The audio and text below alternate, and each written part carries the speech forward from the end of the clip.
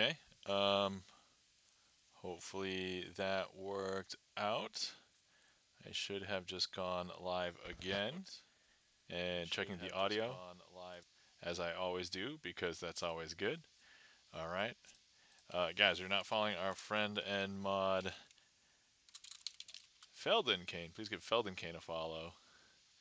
All right. Okay. Let's see. Now that we're starting magic, let's go ahead and give everybody a shout out again. Guys, you're not following our friend Feldenkane. Please give Feldenkane a follow. Guys, you're not following our friend Demon. Please give Demon a follow. Guys, you're not following our friend and mod Chan the Magic Man. Please give Chan a follow. Guys, you're not following our friend Durkee Blaine a follow. Please give Durkee Blaine a follow. And then, let me see here. And of course, you're not following our friend Charlie's Beats. Please give Charlie's Beats a follow. All right. Glorious. Okay. Next up, let's go ahead and turn on the trick list. Let's see. Trick list here. I'll go ahead and pin that. Do this. Okay. Awesome. There we go. Do this. Okay. Queue is open. And then, all right. Oh yeah, let me check the magic screen. Is this slightly off? Okay, there we go. Let's move the mouse off like here. Okay, I think that's where okay, yeah. So see, I need to move the table because there's this shadow that occurs like right here. And so I fix that by moving it more underneath the light. So now, because the light that's in my ceiling is kind of like fixed in a way that, okay.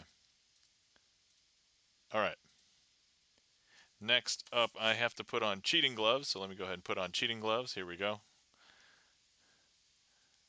If you guys don't know what cheating gloves are, it is this stuff. Sort quick.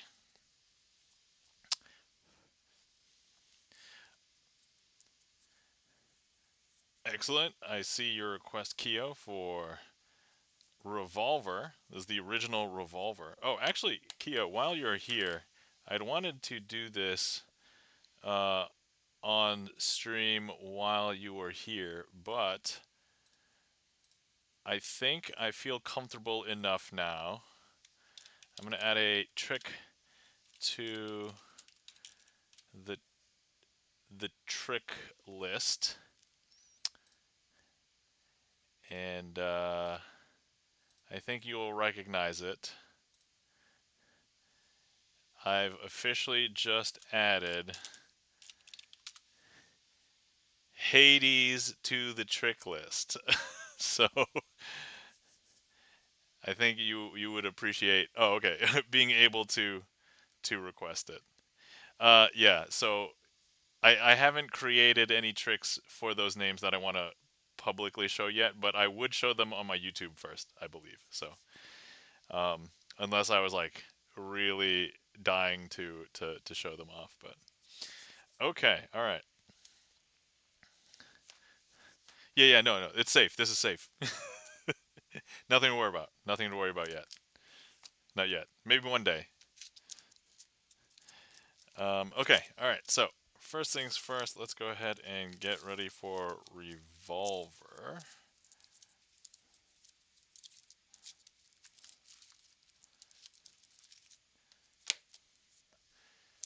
So I did a gig yesterday, and I'll talk about that a little bit later. But let's get warmed up, mostly because I need to get warmed up. So the one thing about having a Hades stream right before doing magic is that if I was feeling sleepy, the Hades run wakes me up. So, so that's a really good benefit to having the Hades run. Also, I feel like it takes a little bit of the pressure off because I'm like, I'm not just like jumping right into performing. And so it's like, oh, I've been playing video games for an hour. That's fine. Anyway, so here we have an ace, a 2, a 3, and a 4 of hearts. But if I want to, let's pretend this is these are representing Aphrodite's boons. So in order for you to get the fourth Aphrodite's boon, you have to get the first Aphrodite's boon, right? And so look, you're running through Tartarus, and you find Aphrodite, and she gives you her first boon. And I don't know if you can tell, but look, this is you selecting the first boon. Now, in order for you to get the second boon, you're now entering Asphodel, and you're now going to get the second boon. And now you can get the third boon. So this is now in Elysium. And of course, you have the third boon. And now the fourth boon you're going to get. And this can be found in the Temple of Styx. And so here we go. We have the 2, the ace. There's our 4, and here's our 3. Now, let me turn that back over. So as we had just seen, we were playing as Zagreus, and he is now going to be known as the King of Blood, according to Achilles, right? And so you'll see blood everywhere. However, Zagreus insists that he is not the god of anything. And so if we take a look, now there's actually, he's not the god of anything because there's no blood on any of these.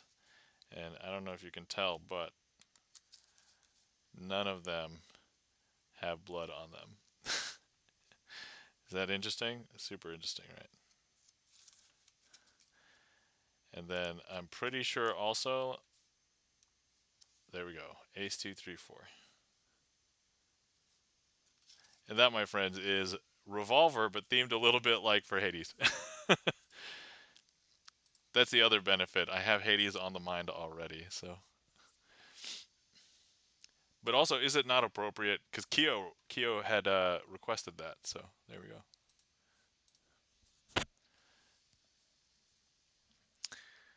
Thank you for that request, Kyo. Thank you kindly for the claps. And welcome in, Charlie. I mean, welcome back, Charlie. Charlie was here because Charlie did the eyes earlier in Hades. Also, let me not feel left out. There we go. Let me also do the eyes. All right. Okay. All right.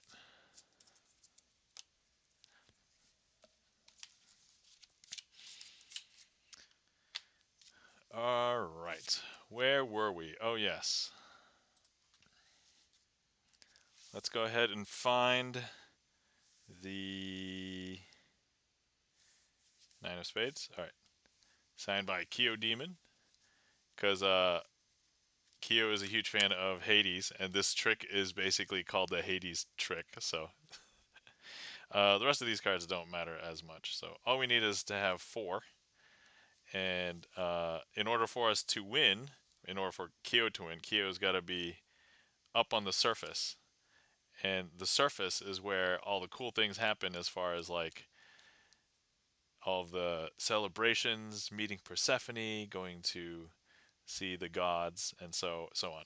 But we're going to need Kyo to advance because you have to start at the bottom in Tartarus. And so when I had done this trick before, we had to make sure that playing through Tartarus was very easy. And once you play a lot of Hades, you'll be able to get through Tartarus pretty quickly. Now, here's the other thing. If you play enough Hades, you'll be able to easily get past Asphodel as well, right? And so, and actually, when I showed this trick on stream the first time, we had Kyo was very suspicious of my hand at this point right here. But look, we've now gone through Asphodel as well, and there's nothing here. I don't know if you guys, I don't know if you remember that, Kyo. Now, so here we are at Elysium, and we're trying to get past Elysium, but we're not sure if we're going to be able to beat it, because I personally feel like Theseus and Asterius are like the most difficult, and you can see that you haven't gotten past it yet. However, if you recognize the patterns, you've got really good boons, and you you can beat them without taking much damage. You can actually see that you do get past Elysium pretty easily. Oh, I do, lol, says Kyo. All right, and then finally, we are here at the Temple of Styx, and we are going to see if we can defeat Hades. Okay, and so I don't know if you know, but look, you can still see Hades right here, right? And what's going to happen is we're going to go ahead and grab Hades in our hand, and at this point, you won't know if we have won, which will be Demon on the top, or Hades has won if Hades is on the top. And so let's go ahead and do the boss fight. And once you know all the patterns of Hades, it's not too difficult. It might take you a long time if you don't have the damage output, but let's see. And of course, Demon comes out on top. There we have it. That is the Hades trick. I think I did that well enough as far as I can remember, so I'll keep it on the trick list, and that is the inaugural performance of it on stream after putting it on the trick list. So there we go. Thank you kindly for the claps, Kyo.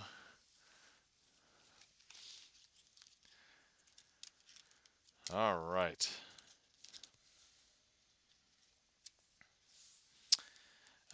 Trick list is empty. If anybody would like to request, feel free. Otherwise, let's go ahead and talk about. So yesterday I had a gig. It was a later in the evening gig. It went from 7 to 8:30, and I drove to the city and found the place, and there was a hopping party going on. It reminded me a lot of like some of my old college parties when I was younger, and so I was like, oh, this is a very casual place. This is going to be awesome. This is going to be super fun. I I basically got ready and then sat down, and I said, everybody gather around, and we started the magic show. And I started off with like the usual ambitious card routine, it ended up being twisting the jacks, I think. Or no, I forget. I didn't really refer to them by name while you're performing. I very rarely actually told them the trick name. But the birthday person was who hired me, and I had prepared a couple of special tricks for him. So I spread those throughout the first like 45 minutes, and then got a lot of interaction from everybody. We did get a lot of like dirty jokes in there. So there was a lot of so somebody had when they signed the card, big sex. And I was just like, and so I was able to I was able to read the card just while I'm speaking to just basically throw in big sex. And I was just like, everybody laughed. Everybody had a good time. It was hilarious. Um, so yeah, I performed a solid, I would say, yeah, basically 90 minutes of entertainment. I started a few minutes early because I got there a few minutes before 7, but then I went until like basically 8:28, I think, was when we actually finished the magic show. But yeah, everybody was very engaged. Everybody had a great time. I gave out some business cards, told people about my Twitch, told people about my YouTube channel. So I think maybe I got a couple of new follows and subscribes, but if not, hopefully they know how to find me and where to find me. But yeah, that was a good time. That was a good time. And I don't know if anybody here is watching me for the first time, but welcome in. How's it going? Good to see you. So let's go ahead and practice. Let's practice a trick.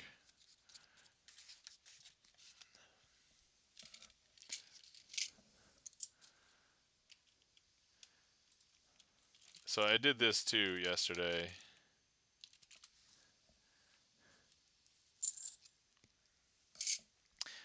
Just the basic one, because that was all that I needed to do. And I got some amazing reactions from it.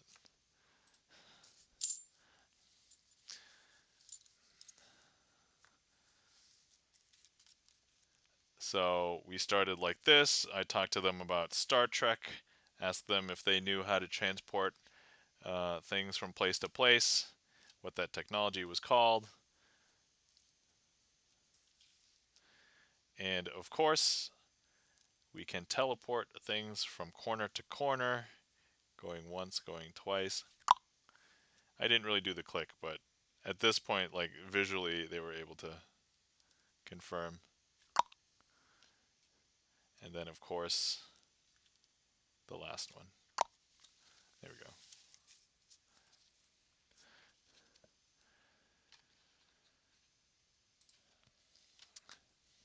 But the other good news was that because it was like an in real life gig, and there were people basically. So, like when I'm doing tricks for stream, it's basically just camera is here and here, right? Those are the only two cameras. But then here, I think they were sitting basically about a 200 and I would say 230-degree radius. So like from my far left to my far right, and so I had to adjust a couple of handlings for that. And then also there was a couple of situations where, as I was doing magic, some of them would like bend their head down basically to the table surface, and I'm like, oh, okay, I got to be conscientious that some people are doing that. So I was like, oh, okay, all right, now I have to slightly adjust the handling, so then people who are peeking, unless I wanted them to see it, that they wouldn't see that. Bay J&B, welcome in. How's it going? Good to see you, Bailey. I was just recapping my magic gig from yesterday. So, guys, you're not following our friend Bay J&B. Bailey is also a magician. We've also seen him performing magic on Twitch. There's all of Magic Twitch. Funny that somebody at the end of the night yesterday asked me, oh, there must be other magicians doing magic on Twitch. And I'm like, yes, there are. And then I told them that if they come into chat, that I would put Magic Twitch here. And there's the link tree to the, I don't know, 6, 7, 8 of us or so that we know of now at this point. But yeah. So it was really fun. I did about, man, I didn't even go through, oh, some of my tricks are, so actually, depending on what tricks get performed, I may have to set back up because I did not set everything back up. I should have done that last night, but I did not. So,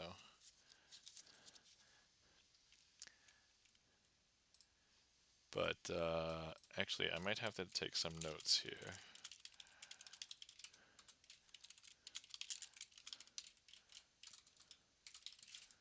AJB says, I feel like more of the magicians on YouTube should stream. Yeah, I think anybody. So, I guess here's the thing: the magicians who are just doing magic on YouTube, sometimes they're not very great at performances, right? And so part of the reason why I wanted to do streams was that I would get a chance to present the tricks. I'd have to use the patter of the trick, or tell a story so that I can improve that. Um, for a YouTube video, you can do that too, but it doesn't feel the same. if you're not like interacting with somebody, you know. But there are YouTube magicians. Like one of my friends, he does magic on YouTube, but for the longest time, he basically just did silent videos set to music, and he would just show a card trick. And I will admit that if you present it well visually, that you can follow it, but it doesn't really cut well. Like you can't really, if somebody hires you to do magic, unless you're doing like a stage performance where it's set to like beautiful music and it's like touching and endearing and poignant and all that, then I don't think it'll really translate well because they're hiring you and they expect you to talk to the guests probably.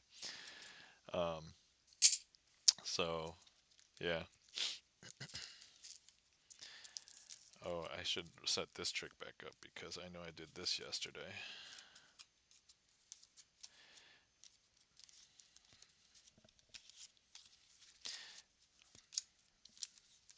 I see Charlie has requested. Thank you for the request, Charlie.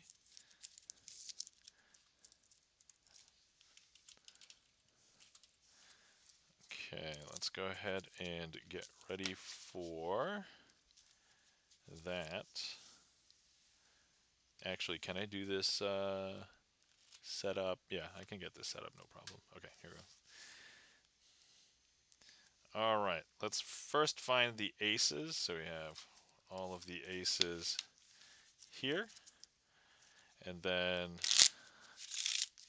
let's go ahead and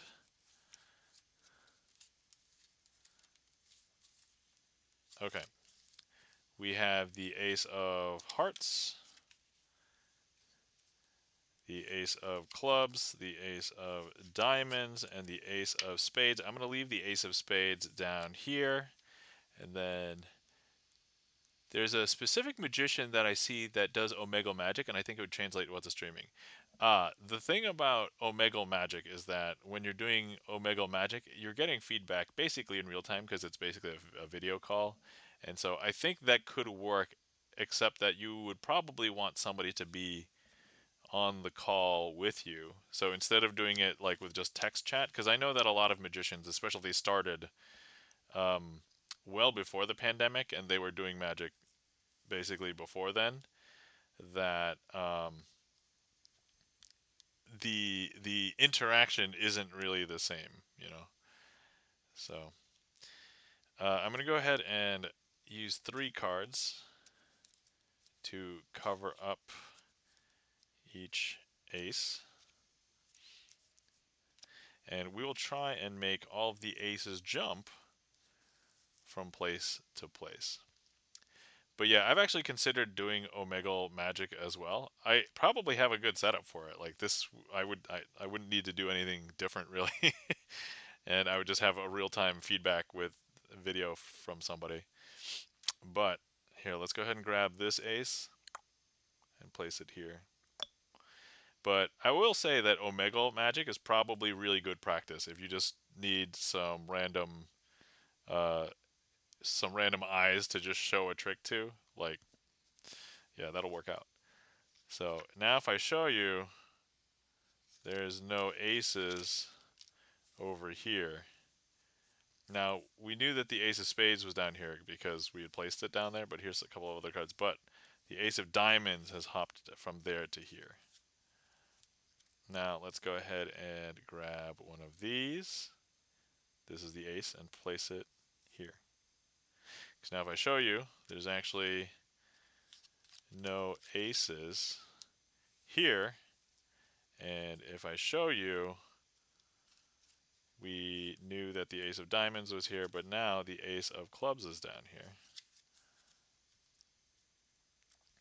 Now let's grab that last one, and we'll swap it with that last card, because now here we have the ace of hearts, the ace of clubs, the ace of diamonds, and of course the ace of spades. But let me go ahead and grab the ace of spades. If you think that this was sleight of hand shenanigans and not so much magic, let's go ahead and do some magic then.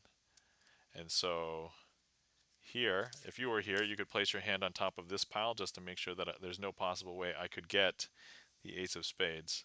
We'll simulate that by using my computer mouse right there. And if we go ahead and tap 1, 2, and I don't know if you could tell, but now we actually have the ace of hearts, the ace of clubs, the ace of diamonds, and the ace of spades. And if we take a look, there's no aces in here at all. And that, my friends, is an ace assembly.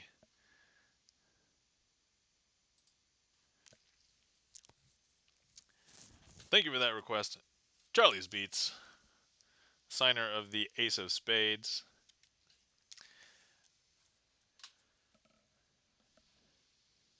Thank you kindly for the claps. Charlie's Beats, Bay JMB.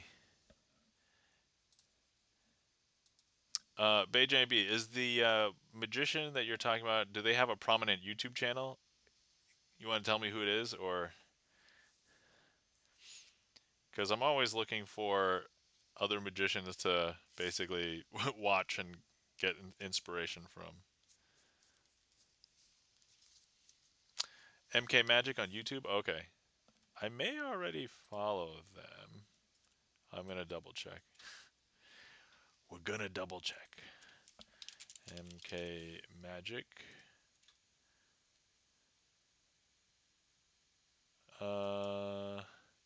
Oh, there's two. Oh no, oh no, this one's MK Magic Help. Oh, okay. Oh, is this Mark Kobe? Oh no, okay, this is somebody else. All right, I don't think I'm familiar with this person, so. But okay, I see. All right, let's go ahead and give him a follow. Or sorry, a subscribe. All right, thanks for letting me know, Bailey. So lately, I've been trying to just draw inspiration from like myself, like trying to come up with ideas and creating them. I was in a little bit of a creative drought for a couple weeks. Actually, I don't even know if it was technically a creative drought. It was kind of like a demotivation because, long story short, I've been suffering from a gout flare-up attack, and so yesterday's gig, when I did the gig, this was my very first magic gig where I was performing while suffering from a gout attack. So first time for everything. Do you know the underperforming hobbyist? I do not. No. Let's see. Underperforming hobbyist.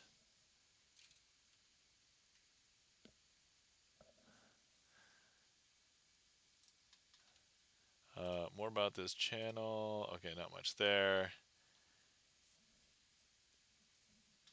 Oh, wait, Reed Ferry completely fooled me. Oh, he has guests on. Oh, okay, I see. I don't know. I don't think I've come across this channel. So, all right. Well, we'll give him a follow too. I mean, sorry, I subscribe. He blew up in the magic space recently. Oh, that's cool. I didn't know. Huh. Interesting. Let's see. He had Lloyd Barnes on. Yes, that's what I saw as I was scrolling through the videos.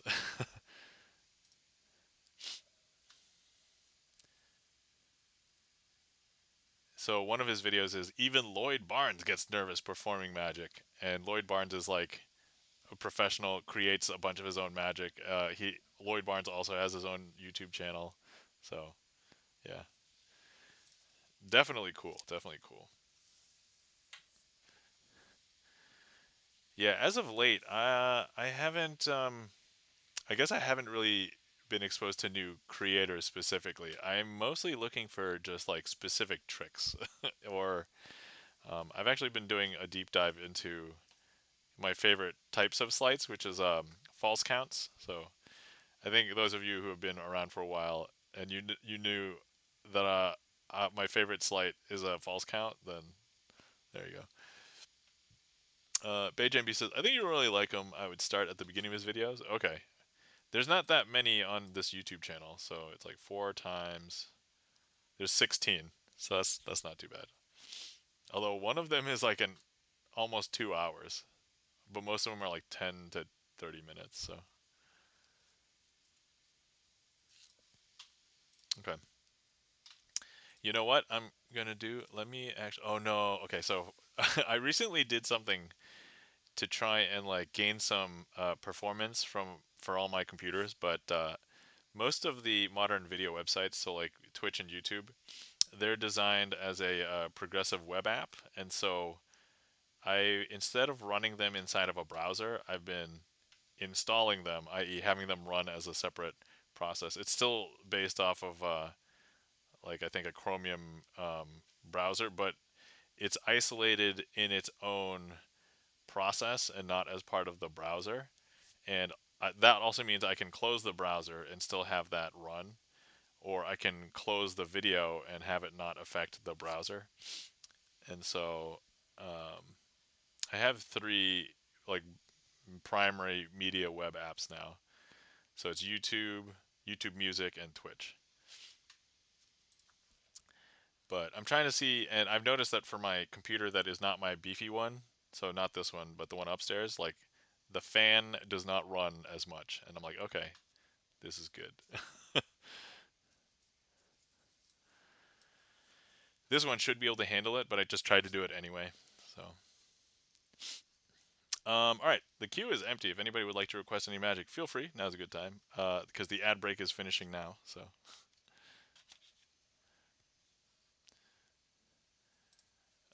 in the interim, let me see here.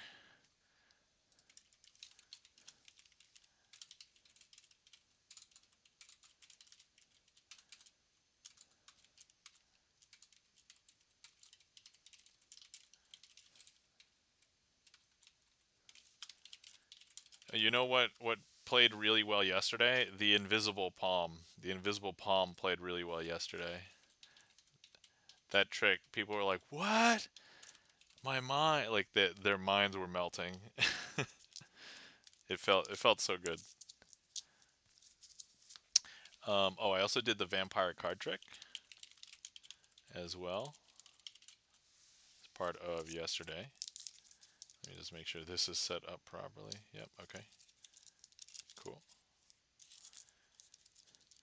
Yeah, I'm just going through some of the tricks.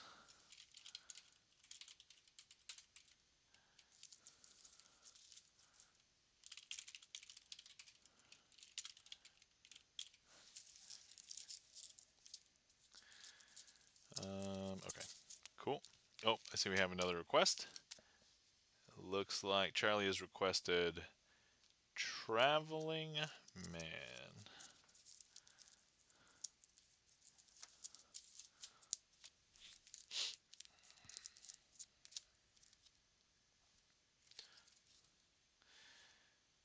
And let me make sure that these are all set.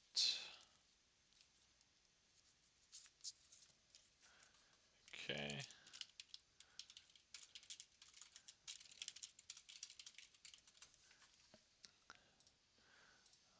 All right. Up and down here. All right. We have 4 red cards, 4 blue cards. And in this case, they all happen to be the 4 kings, and they are in each packet. They are in the same order. So we have clubs, diamonds, spades, and hearts. And now, Charlie, if you would do so, if you can go ahead and select a suit, and you don't have to hide it, you can just tell me right away. So you can select clubs or diamonds or spades or hearts, up to you. And we will use that suit to be the one to travel to the other side. And so here, Charlie has selected spades. And so what I'm going to do is we are going to go ahead and make sure that the spade is the third from the top when the packet's face down. Okay. And importantly, we're going to maintain the same order. So I just reversed it. So hearts, spades from the bottom up, diamonds, and clubs. Okay. So let's go ahead and close these up. And let's go ahead and make the king of spades jump from each pile to the other pile. And all we have to do is snap. And I know that when we are streaming, maybe we're streaming at 30 frames per second, but all I have to do is beat those 30 frames, and the card would have been kicked to the other pile when I use my snap. Because if I show you, here in this red pile, there is now a blue backed card, and this blue backed card is the king of spades. And then over here in the blue backed pile, there's the red card, and this is the king of spades. Is that weird? That's super weird, right? Now let's go ahead and fix this. Okay. So now let's show you that everything is red over here. Everything is blue over here. But let's go ahead and have the spades travel one more time from side to side. There we go. Because now if I show you here in the blue pile, we do have a singular red card. And that red card is the king of spades. And over here in the red pile, there is a singular blue back card, and that is the king of spades. And that, my friends, is Traveling Man. Thank you for that request, Charlie. Sorry, should I say Charlie? Charlie. I know sometimes in chat and some other chats, everybody calls him Charlie. Charlie Speeds. Pog, thank you kindly for the claps, Charlie. Charlie. Charlie.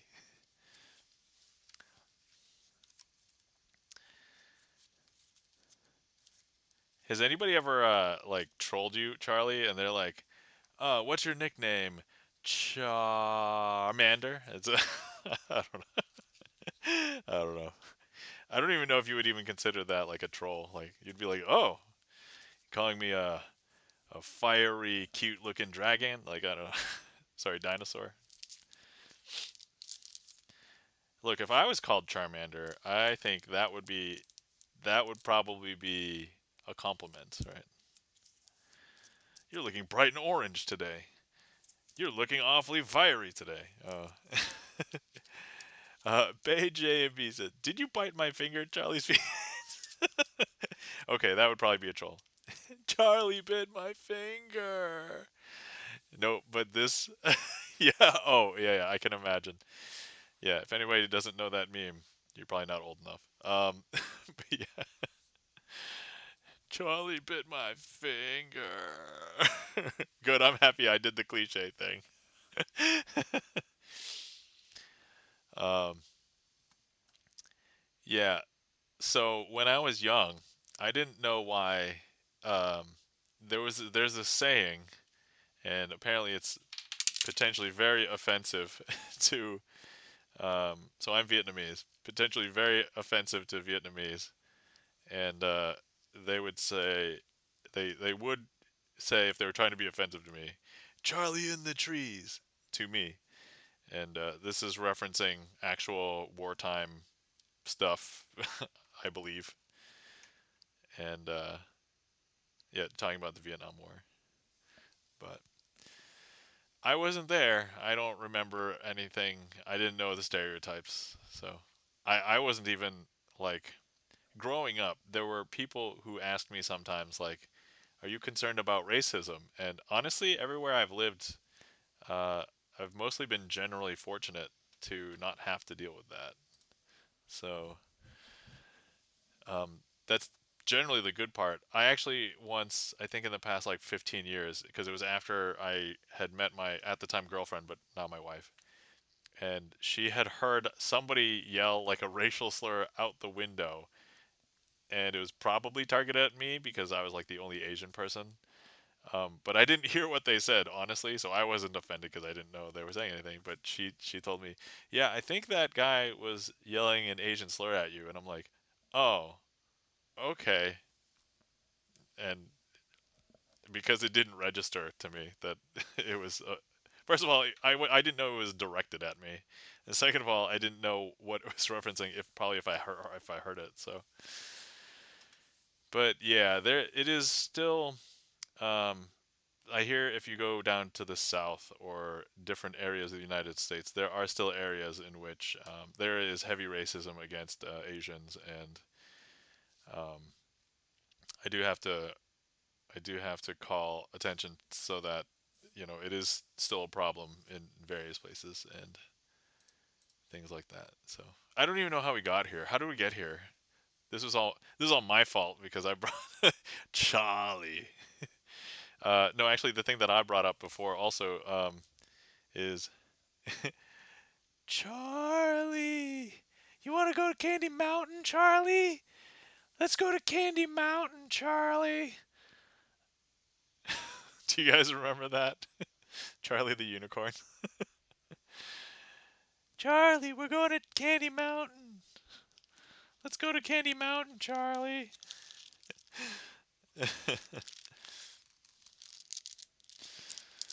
All right. Beth kind of sorta says, "Agree. What did I walk into?" welcome, welcome in, Beth kind of sorta. How did you get here? Well, let's see. How did I get here? Well, my mother met my father, and they they ended up probably going to a party with each other and getting a ride home with each other, and then 10 months later they got married, and then 5 months later I was born. So anyway, if that answers your question, Beth, kind of sort of, that's how I got here. Pei Jimby says I showed someone I work with those videos, and he became obsessed. Oh, TJ Fox 92, welcome back. How's it going? Beth kind of story says I feel like I vaguely remember Candy Mountain. Oh yeah, yeah. That's if you look up Charlie the Unicorn, you will totally see that. Okay, I'm gonna do an off menu trick. I have done it on stream before, but because people can't request it, we're gonna do it. Durkee Blaine says, "Well, rushing off to bed. Long day tomorrow of being back to work finally. All right, Durkee Blaine. Get a good night's sleep. Sleep well. Take care. Good to see you." Beth kind of sort of says, "That's not what I meant, lol." I know that's not what you meant. All right, so here we're going to be doing a trick called coins across. So here we have one, two, three, four Japanese replica coins. Are not real. They're not real tender. And so here's what we are going to do. We're going to go ahead and um, close up our coins in our hand. I suppose that looked really sus. Should I start over? No, it's okay. We're just going to go ahead and have our thumbs touch. And look, one of the coins has jumped from this hand to that hand. Mostly because we're going to end up doing the trick again anyway. And so now there's one over here. And then we have three over here. One, two, three. And then we're going to go ahead and grab this one. So now we'll have three and one. But look, if I just go ahead and touch my thumbs, there we go. I don't know if you can tell, but look, one of those coins has jumped through my thumbs, and now we have two and two. And now we're going to go ahead and, so we have two and two, right? So one, two over here. Close this up, pick these up, and then we're going to go ahead and touch my thumbs once again. I don't know if you can tell, but now one of those coins has jumped across, and now we have 1, 2, and 3. One over here. Now, if you were here, I would ask you to hold out your hand, and what we would do is I would place all 4 coins in your hand, and I just want you to imagine me taking one of these coins and placing it into my hand. You could close your hand at this point. So just imagine that I take this coin. Now, here's the interesting thing about this. Now, you can watch this like a hawk, and you would be able to feel this entire section of your hand right there with the coins inside. But we would also have to touch thumbs. And I don't know if you can, I'm going to have to simulate your thumb. See? So, boom. And I don't know if you saw, but that one moved from here to there. And now we have all 4 coins in your hand.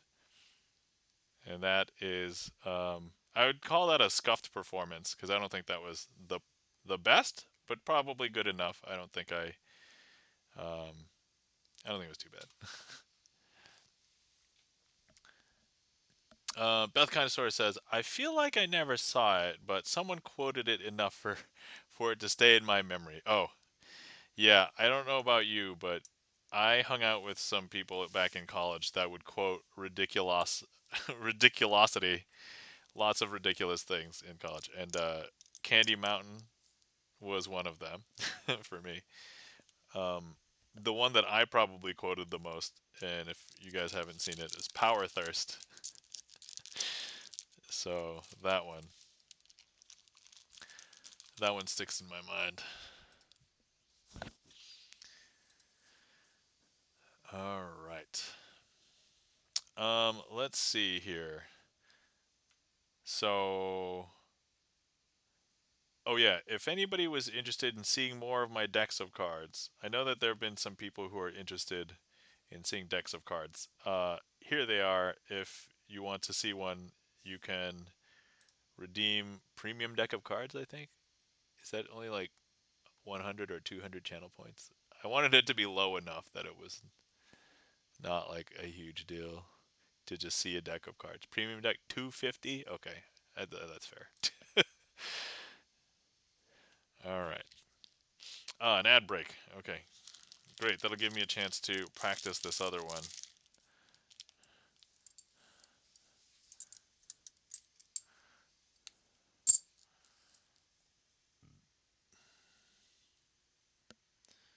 Because I need to practice this one as well. I'm starting to carry all my coin stuff around with me, kind of on the regular. So I just kind of like need to do it more in general. And doing it on stream, I know it's a safe place, but it's also like there are some stakes because I can't completely mess up every time. But I'm not going to start until after this ad break is over.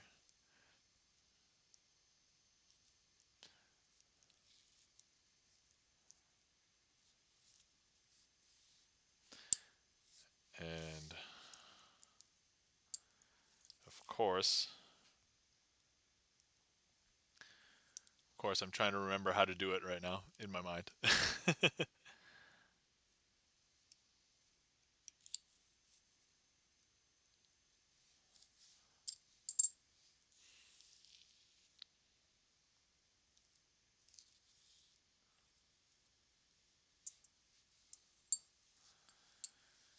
But yeah, ad break is finishing now. Okay, I think I need to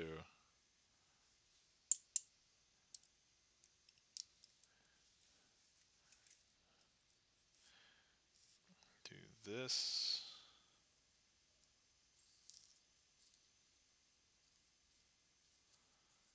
Do this.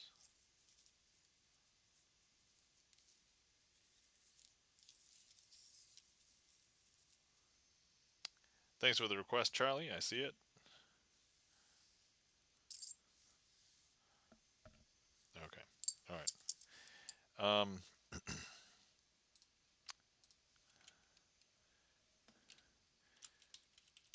Okay, I'm gonna try doing another trick before I get to Charlie's request. So I have it out. I just need to perform it.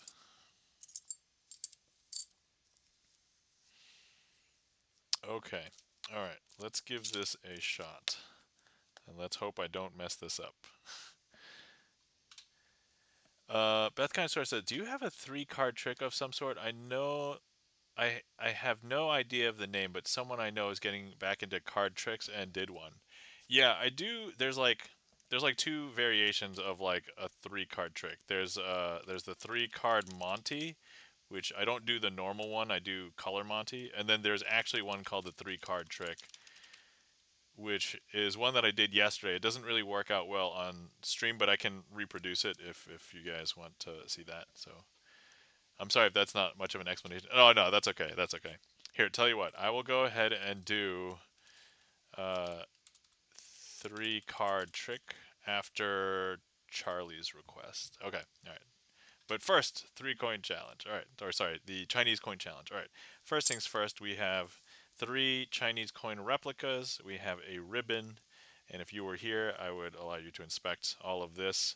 And we are going to thread each of the Chinese coin replicas onto the ribbon, and we are going to attempt to remove. And so if you were here, I would hand this over to you. You could take a look, make sure that nothing comes off of it in a very funny way or anything.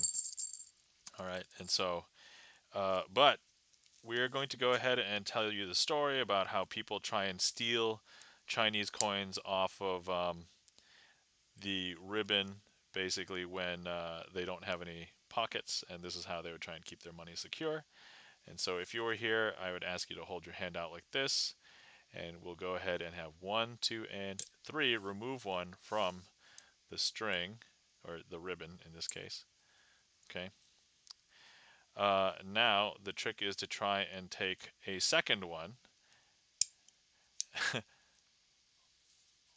One knocks. My man, welcome in. How's it going? Thank you for the follow. I assume that you followed from yesterday. Uh, oh, One Knox is raiding with a party of 3. Welcome in, One Knox. How's it going? Thank you so much for the raid. Currently in the middle of a trick, so we'll wrap this up and then we'll properly welcome you in. But now we're gonna go ahead and 1, 2, and 3. We'll grab that. And so now we have 1 on the ribbon. We have 2 over here. And thank you so much for the raid, One Knox. Quick question. What were you doing? Hopefully you had a wonderful stream. Thank you so much for the raid. And then next up, we're going to go ahead and thank you for the follow. Rogelior or Rogelioreds. Or I'll have to read that in a second. All right, and then this last one, let's go ahead and we're going to wrap the ribbon around my hand so that it stays in. And I don't know if you can tell, but look, we're just going to go 1, 2, 3, and that coin is gone. Not only that, you can find it amongst your stash right there. And that, my friends, is the Chinese coin challenge. Orion Sand, welcome in. Tuning in late. Ooh, ribbon. I don't know what's happening, but I'm already very enthusiastic. All right, let me go ahead and... Oh, welcome in, GipsonLens. How's it going? All right, first things first, guys. You're not following One Knox. Please give One Knox a follow. One Knox, were you playing Hades again today? So guys, if you didn't know, we raided into One Knox the other day, and was playing Hades. So, but welcome in. How was your stream? Hopefully it went well. Good to see you. And then of course, guys, if you're not following our friend and mod GipsonLens, please give GipsonLens a follow. GipsonLens was actually at VGMCon. This weekend was VGMCon weekend, and I guess the plane has just landed. So glad that you made it home safe. Bert. Good to see you. Hopefully you're doing well. But, all right, that was the Chinese coin challenge. All right. Next up, we have a request from Charlie's Beats. And this is going to be Switch in Time, which I did do yesterday for the Magic gig. So I need to come up with a better storage solution for some of these. Right now, I just have these in a wrinkled up card sleeve. So that's what this is. So I should probably have a better storage solution there. Okay, all right. So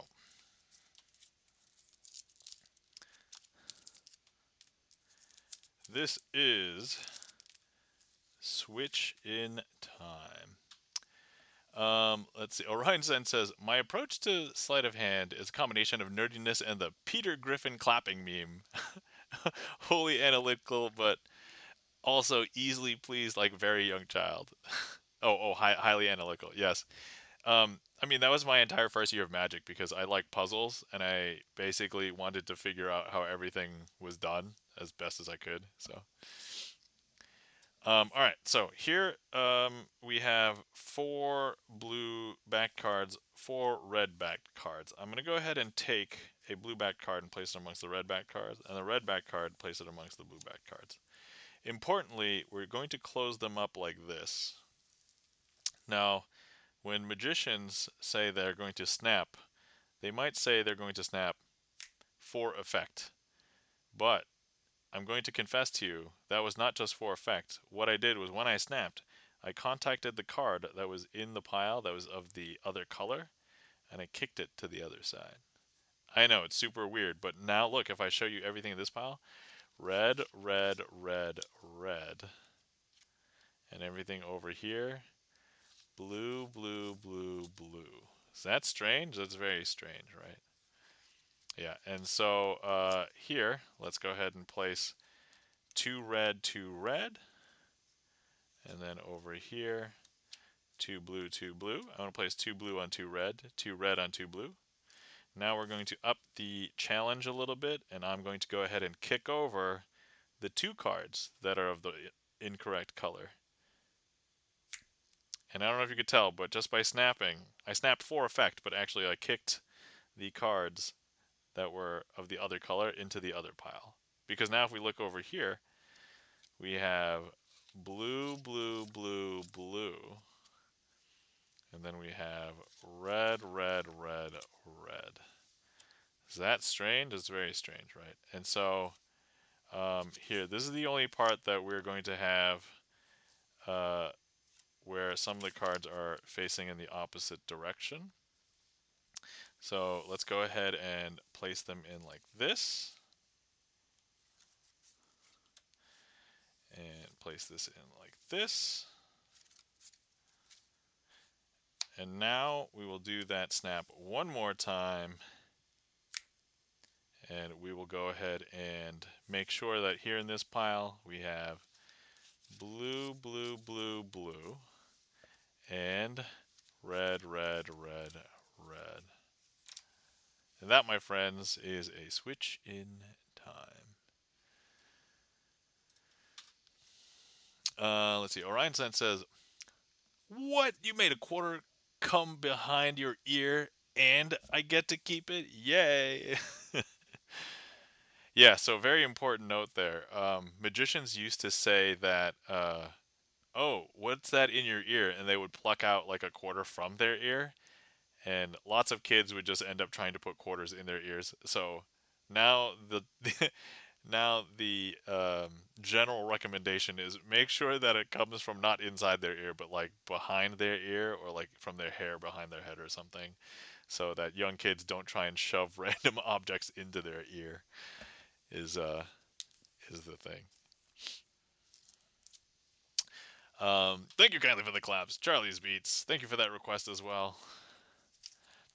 And I did explain to them the party that I performed the gig at yesterday. I did explain the same pattern, so snapping, making the card jump to the other pile. They were in disbelief, but when they saw it, they were like, "What?" Like, so cool.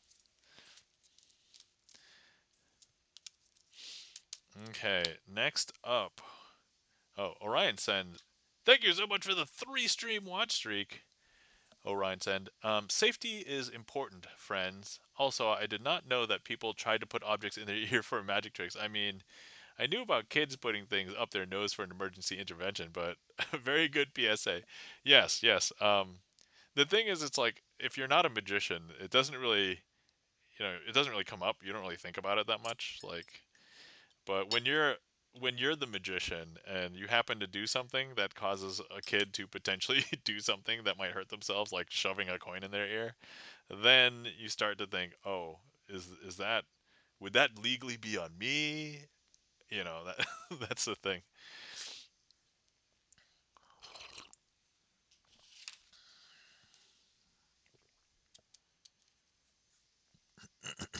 Okay.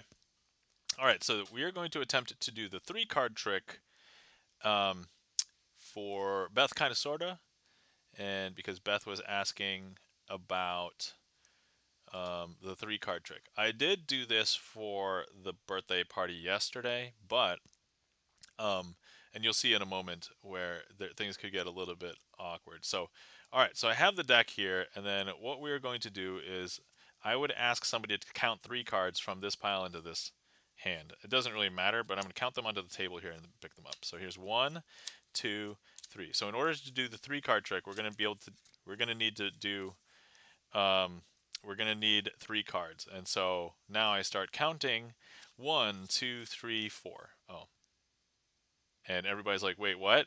Because the person clearly counted 3 cards. And so I'm, all right, that's fine, that's fine. What's 4 minus 1? And I wait for everybody to respond, and I take 1 card out. Okay, so 4 minus 1 is 3, right? Orion Send asks, related, do you worry about Sharpies up then? Because that trick still brings a dumb amount of joy. Oh, um, I don't worry about that, but I don't try and shove it into the kid's nose or ears. I do shove it up my nose, but I try and make sure that at least the kids understand. All right, I'm not doing it for real, right? Anyway, so now there should be 1, 2, 3, 4. Wait, I thought 4 minus 1 should be 3. 1, 2, 3, 4. Wait, what's 4 minus 1? Okay, so now we should have 3, right? And we're gonna double check. And people are like incredulous at this point. Like, what? 1, 2, 3. Okay, okay, hold on. So let me just double check. 1, 2, 3. Okay, so in order for me to do the 3 card trick, and then I'm like, what? There's 4 cards here. What? And then people freak out. And so I'm like, wait. What's 4 minus 1? So now it's 3, right? So now I should have 3. So 1, 2, 3, 4. What? And so now I go ahead and remove, and then I'd be like 1. And it's like, wait, what? Now the trick does vary a little bit, but and then I like to do this like finisher where I'm like, wait, okay, let's give them a chance to redeem themselves, okay? So let's go ahead and count 3 cards into my hand. 1, 2, 3. And now I ask them, wait. Are you sure you gave me 3 cards? Why'd you give me so many cards? And so, and when this happens, everybody's like, what? And so this is a really fun trick to do as far as like the crowd reactions and the interaction. And this is also how you can get like a room filled with grown adults to count along with you. So, but yeah, that's like the 3 card trick the way that I perform it basically. So I don't know if that answers your question, Beth, but there it is, and you guys got an off menu trick. I mean, I guess you guys got a couple of off menu tricks today, but that's one of them. So yes, and there's the trick list Orion sends. So if you want to see anything, let us know. You can request it yourself, or if you want to see something but you don't know, um, you can do a random one, or you can just ask me to do a random one. So it's up to you. First time chat, Aaron Blue Tie. Welcome in. How's it going, Aaron Blue Tie? I'm here because Infozard told me to be here. Cool trick. Thanks, Aaron Blue Tie. Welcome in. Good to see you. Also, thanks for mentioning InfoZar. Guys, you're not following our friend InfoXZar. His name's Jack. We also know him as InfoXR, but I kind of consider him like the godfather of Magic on Twitch because, as far as I know, he was like the first one doing it and still consistently doing it on a regular schedule. So definitely check Jack out. But welcome in, Aaron Blue Tie. Let's go ahead and do a trick.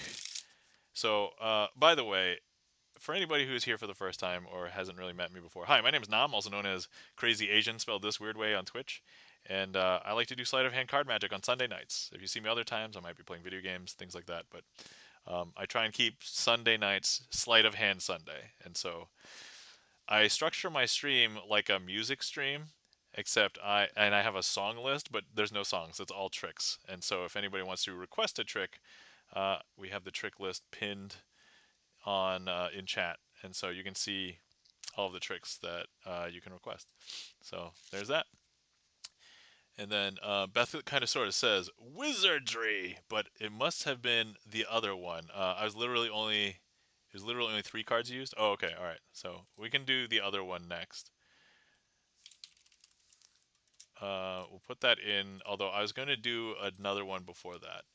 So Orion senses, I love you specifying grown adults versus ungrown adults. I think I'm the latter. I mean, I don't know. It's yeah, or something they made up. Nismo, hello, welcome in, Nismo. How's it going? Good to see you, guys. We're not following our friend at Nismo. Uh, Nismo, variety gamer, also a mom, um, and I've been randomly hanging out in Nismo's stream, and if you like cozy games, you should hang out at Nismo's. Aaron Blue Tie says, I recently bought the book Sleight of Hand by Edwin Sachs, so I'm watching and taking notes. Oh, okay. Oh, awesome. So yeah, Aaron Blue Tie, if you're familiar with card magic or sleight of hand, and if you want to see any specific tricks, if I have it on my trick list, I should be able to show it to you. Orion Sen says, requesting Hades. Oh, okay. If you want to see Hades, I can do it again. But I did it. So today was the inaugural performance of it because I added it to the trick list today. But we can go ahead and perform the Hades trick as well. 90-second ad break. Okay, cool. Be right back. Ads. All right. Sorry, I continue talking. Go. Oh, okay. I can't tell if Nismo is saying good or God because there's just too many O's. Aaron Blue Tie says, I am not very familiar. Just been watching Jack for a few years and have been inspired. Oh, excellent. Oh, lol. I'm good, thanks. Excellent. Welcome back, everybody from ads. Okay, so Aaron Blue Tie, yeah, if you're interested in Magic, if you have any questions, let me know. I do have an introduction to sleight of hand that I have a workshop that I put together, and I did put a document together that you can have. It is on my Patreon, but instead of having you hunt through the Patreon, I can let me just go directly to it. Let me see here. Posts. Oh no, it'd be in here. Please hold. Let me find this post here. Okay. So I put a an introduction to sleight of hand workshop together for a library, like 1 hour library instructional. But I put the PDF and I made it freely available on this particular post on my Patreon. So if anybody just wants that, if you want to get started, that's kind of free information that I gave out to random people that were interested. So Orion says, I'm still very much trying to find the YouTube. Oh, I mean, if you just type in crazy underscore Asian spelled this way into YouTube, you'll find it. But anyway, here's the YouTube. Orion says, I fully recall the number of E's being a revelation, but at the same time, I keep getting it wrong, which is very expected. Me? Okay, yeah, so, yeah, 2 E's, 3 N's. Crazy Asian. Beth Kind of Source says, I remember you talking about working on that. Sounds like it's finished now. The Hades trick or the sleight of hand instructional? Yes, I mean in either case they're both done. Yes. Okay. All right. So let me go ahead and do color Monty because that's like the other 3 card Monty.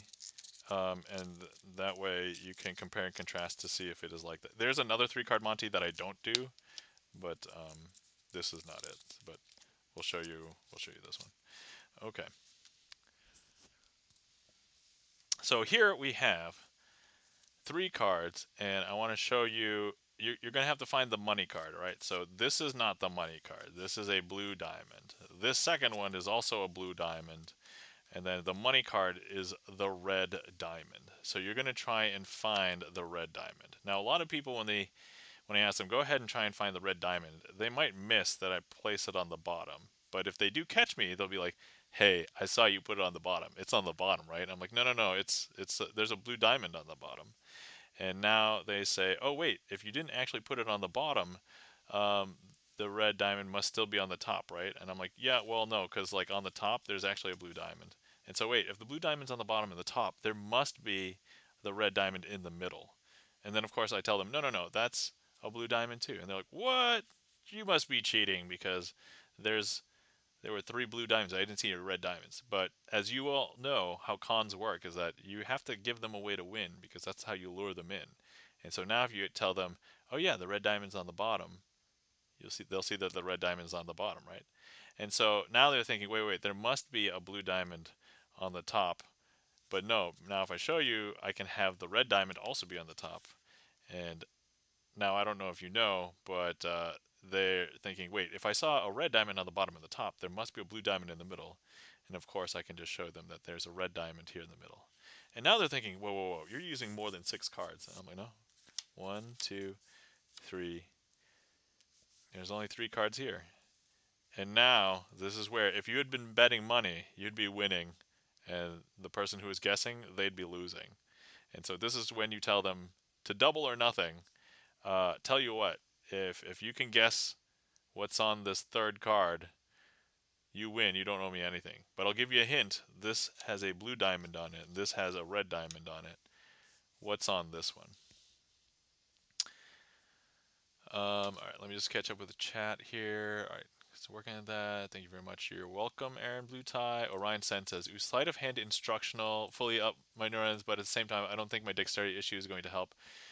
Um, Yeah, I'm not gonna lie. There's like 2 things out of like the 5 things that are in there are probably require some dexterity, but the couple of things that are in there otherwise do discuss like presentation and stuff. So if one has dexterity issues, you can still do magic. You'll just have to worry about misdirection, storytelling, that kind of stuff. But mostly working on presentation and less about like magical sleights and things. I used to know all the cool shuffles, can't execute them anymore. Okay, a purple.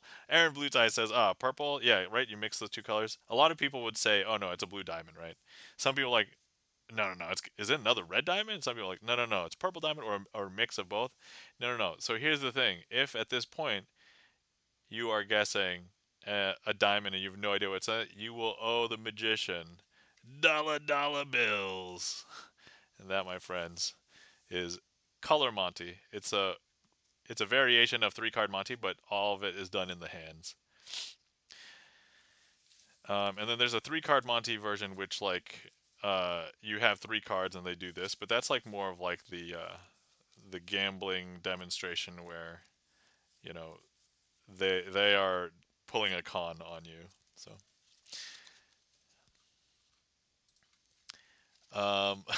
lol, haha. Thank you kindly for the claps, Aaron Blue Tie, TJ Fox. Thank you kindly for the emotes. Orion Sen says, "I think my new approach is absolutely going to be look over there," says Orion Sen.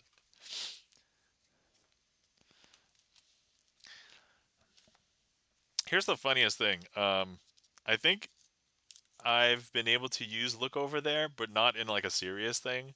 But you use it as a joke. It's like, look over there when you obviously want people. So it's like reverse psychology, right? Like when you say look over there, everybody's gonna stare at whatever. But if you use it that way, then that um, Beth kind of sort of says, yeah, I think it was that one. And then Shin Lim has a variation where he turns the cards blank at the end. Yeah, yeah. Shin Lim does. Shin Lim would have a version where he turns the cards blank at the end. Right, right. For anybody who doesn't know, I like Shin Lim. Shin Lim's awesome. He's cool. He's great. He's very talented, but also very determined and motivated. So, um, Aaron Blue Tie says your shoe is untied. All right. Next up, let's go ahead and perform Hades. So this is a new trick, new original trick. Relatively. I mean, it's been out on the YouTube for like what a couple months, I think, at this point. But let's go ahead and find. Let me see. I think I represented it with a jack. So let's find a jack of clubs. How's that? Okay. All right. So for anybody who is like new here, I have been playing Hades, like the video game, for a couple months now. I'm like 90 hours deep, 90 plus hours deep. And this was a trick that I created themed as um, Hades video game. And so here we have the four levels of Hades in the video game. So you start at Tartarus, then you have to beat that to get to Asphodel, and when you defeat Asphodel, you get to Elysium, and then after Elysium, you get to the Temple of Styx, where you will fight Hades. And so this is your character Zagreus, and Zagreus, in order to win, has to appear at the top. I see a redeem from TJ Fox. All right, so how the redeems work is TJ Fox request a trick, and if I can use the big cards for that trick, I will try and do it. And if you want me to just choose one, then I guess specify in chat, and I'll pick one. Okay, says TJ Fox. All right, excellent. Okay, so here we've got Zagreus, and now Zagreus must defeat Tartarus, which is the lowest most level of Hades, to try and get to the next section. And so here, I don't know if you can tell, but look, he's gone ahead and jumped up to the next section. Aaron Blue Tie is laughing to the me shuffling and dropping all the cards when someone pulling the fire alarm. Some kid did a prank. Everybody just a prank. Me. Ta-da! All right. And so now here we have defeated Tartarus, and now we have to get through Asphodel in order to climb up to get out of Hades. And so here, let's go ahead and show you that we have defeated Asphodel, and now we're going to go into Elysium. And of course, we are going to go ahead and have to fight two bosses at the end of Elysium. The two bosses are Theseus and Asterius. And for those of you who don't know, Theseus is the one with the ship that replaces itself one piece at a time. Asterius is the name of the Minotaur in the Hades universe. But uh, here we'll show you that, assuming that you're good enough and you know the patterns of the bosses, you can get through Elysium as well. And here you are traveling up. And now finally,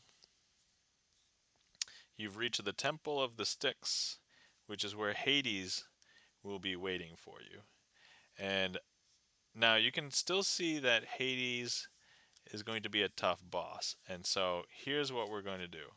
I'm going to go ahead and hold Hades in my hand, and when they fight, if Zagreus comes out on top, we'll see Zagreus on top. Otherwise, we'll see Hades on top. And so let's go ahead and place that on. And I don't know if you know, but just earlier today, I did play a Hades run right before Magic Stream, and here we go. And now Zagreus has defeated Hades and has escaped to the surface. And that, my friends, is the Hades card trick.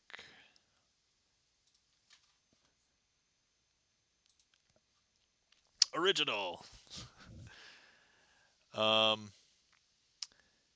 Beth kind of sort of says the person I know is less impressed with him, but just because they prefer tricks that you can do with the basic deck, no extras or props.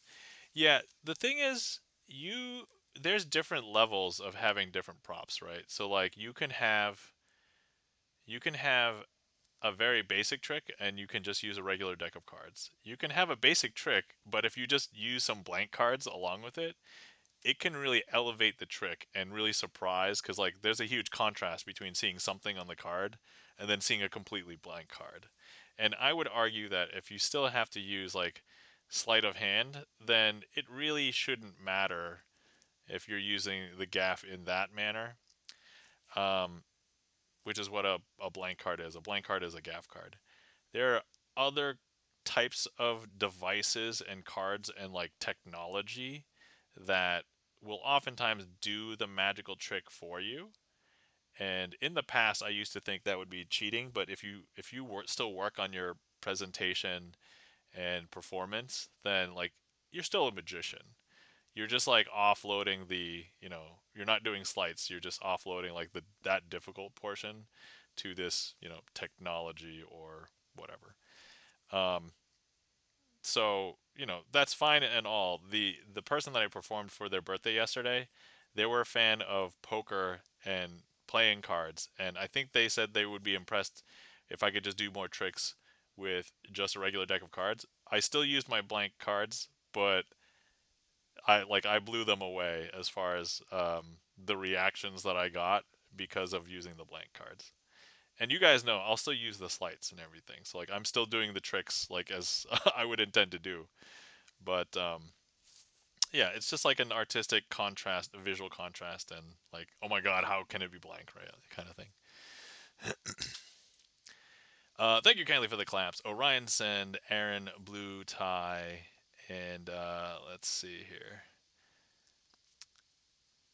Aaron Blue Tie says, very good. I like the tricks that are a story as well. Oh, yes. I think every trick that you perform, especially for like a live audience, should be told with a story. So Nismo says, my face has never been so close to my monitor.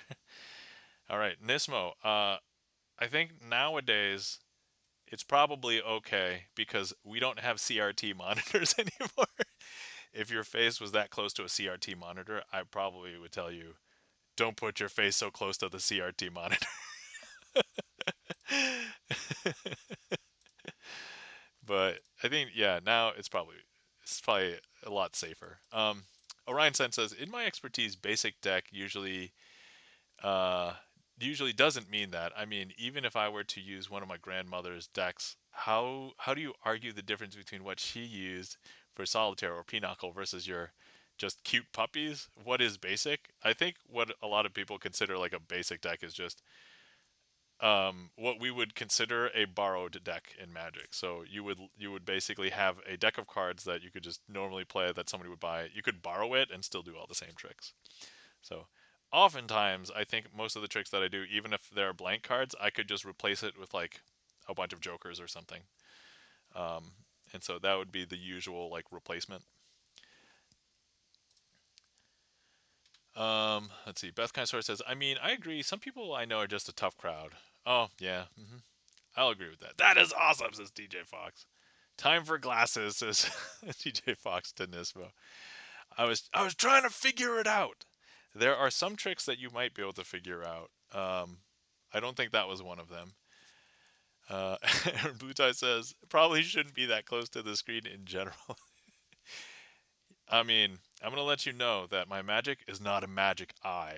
This is not like hold the weird. By the way, if you're old enough to know what a magic eye is, yeah, hold it really close to your face, cross your eyes, put the focal points back here, but put the image right here, and then you should see the image come into focus. My magic is not that magic eye. Okay.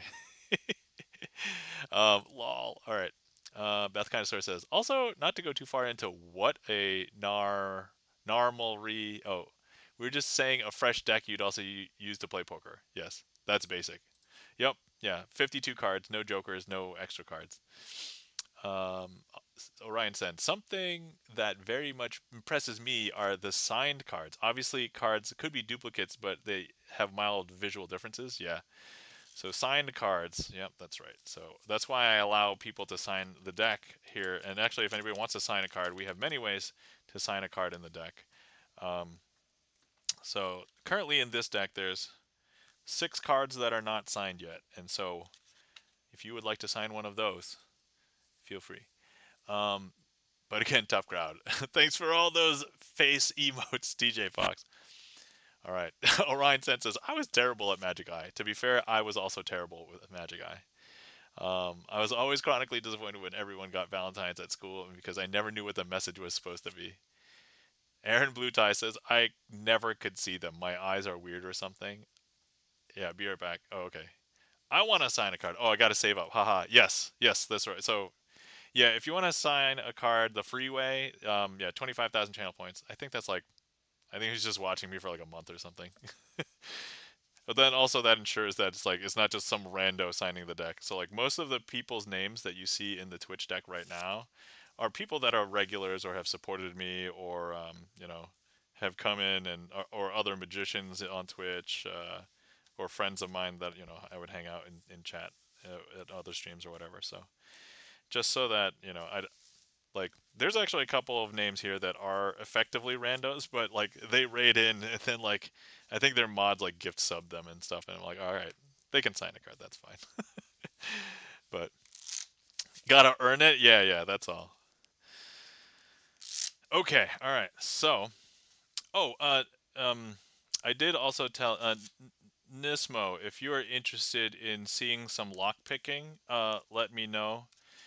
And then I do have to do a trick with this. You know what? Let's put in a trick. Oh, yeah, sure. Okay, cool. So let me go ahead and do. Yes, lockpicking. All right, cool. So let me put in a random trick first because I do want to resolve TJ Fox's supersize me first. And then let's see if we can do this one with big cards.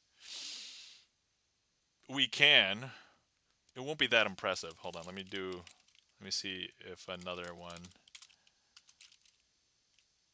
Okay, all right. Let's do okay, you know what? Let's do both of them because they're both pretty short. All right. So first things first, let's show you the supersized deck of cards. First of all, here's a normal poker-sized deck, and then now I'm opening the supersized deck, and it is this big. So it is about the size of 4 of these. Um, Roughly, it's a little bit smaller, but okay. Okay, alright. First things first. Let's find a couple of contrasting cards that you would never mix up. Alright, red queens and black aces. Alright, that's... okay. Okay, I'm ready, says, says Nismo. Poker, I don't even, says Orion Sun. Okay, alright, we're gonna actually, let's swap these. I'm gonna do Daly's last trick first. Okay, okay. All right. So here we have these 4 cards. And what I want to do is, first we're not going to do any magic. Okay, so look, if I go ahead and I show you that this is the Ace of Spades. So Ace of Spades is here, and then Ace of Clubs is here, and we'll have the red queens over here. If I don't do any magic, these are exactly where you think they are. The Ace of Spades is there, Ace of Clubs is here, and then here's the 2 red queens. Okay. Um, Now, well played, well played.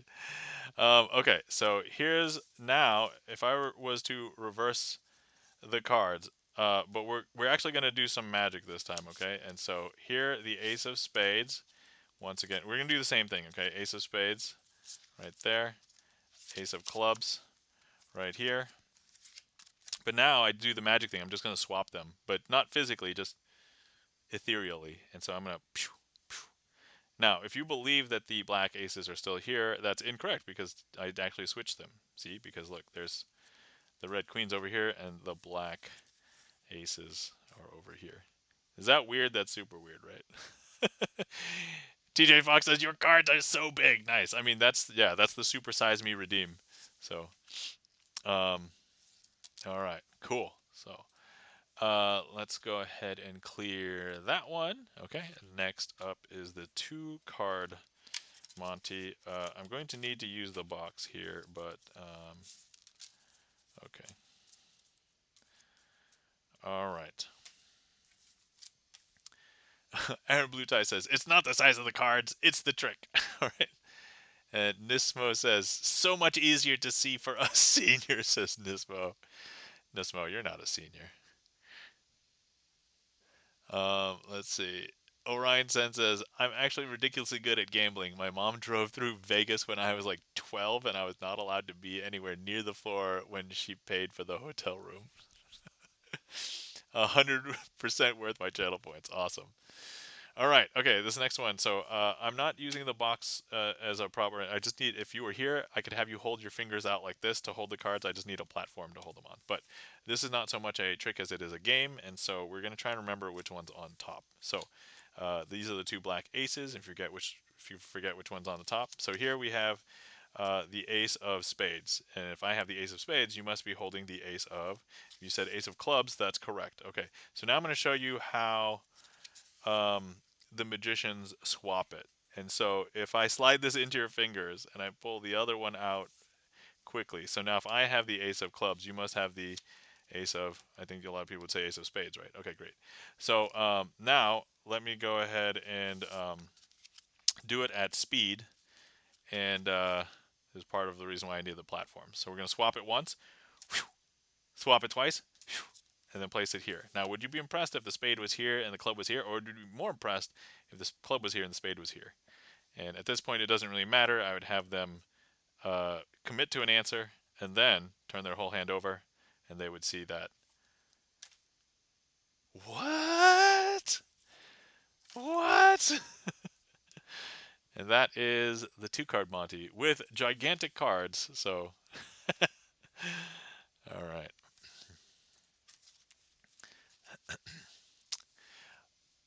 Nismo says, Armageddon.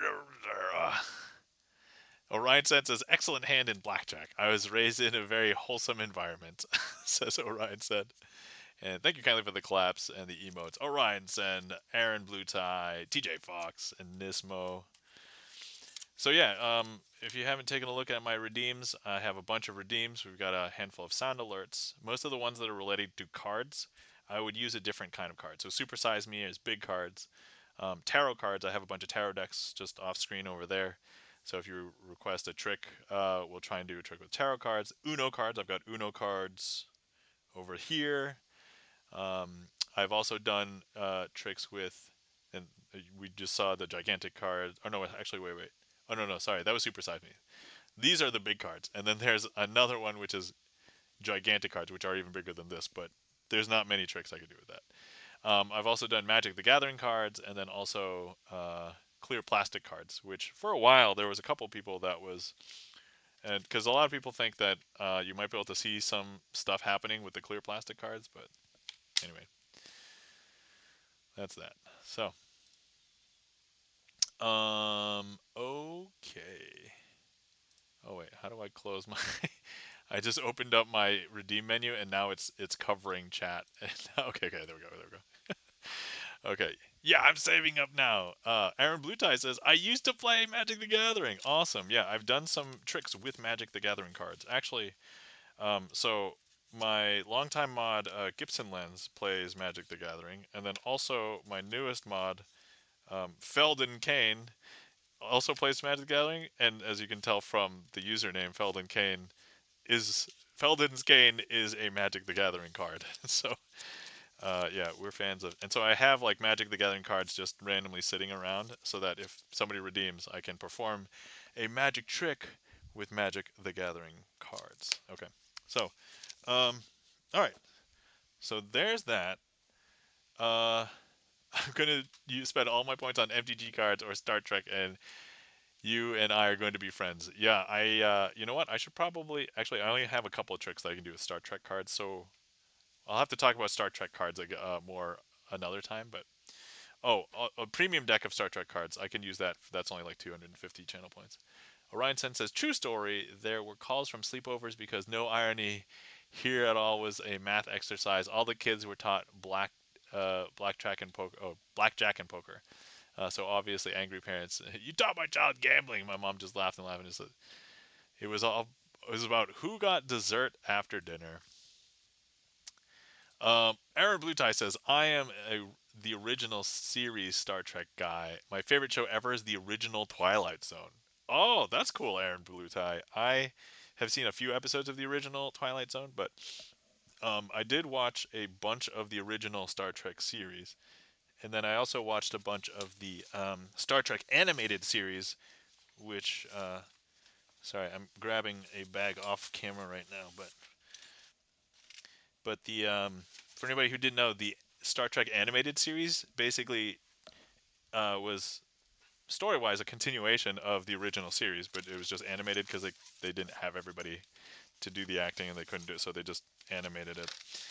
Okay, let me find my lock pick kit lab. Okay. Alrighty. Okay. So Nismo, you still there? Just making sure. Lock picking. Let's add this to the list really quick. Yes. All right. Great. Okay. I'm gonna remove my mat just because I don't want to get it dirty because some of the tools are not like the best, and I'd rather have that be a nice. So you're gonna see a very different. It's not a very good table. But okay, so this is well, it was a container of peanuts, but wait, was it peanuts or cashews? Cashews. So this was my lockpick set that I would carry around to teach people how to pick locks. And let me just show and demonstrate a couple of things. I'm excited, says Nismo. Aaron Blue Tie says, and I love the moon base scene with Shatner and Airplane 2. I don't know if I recall that scene, but all right. I'm a little rusty. I did not practice off stream, but I can tell you what I know, and you can see me pick a few locks. So let's go ahead and go from there. All right.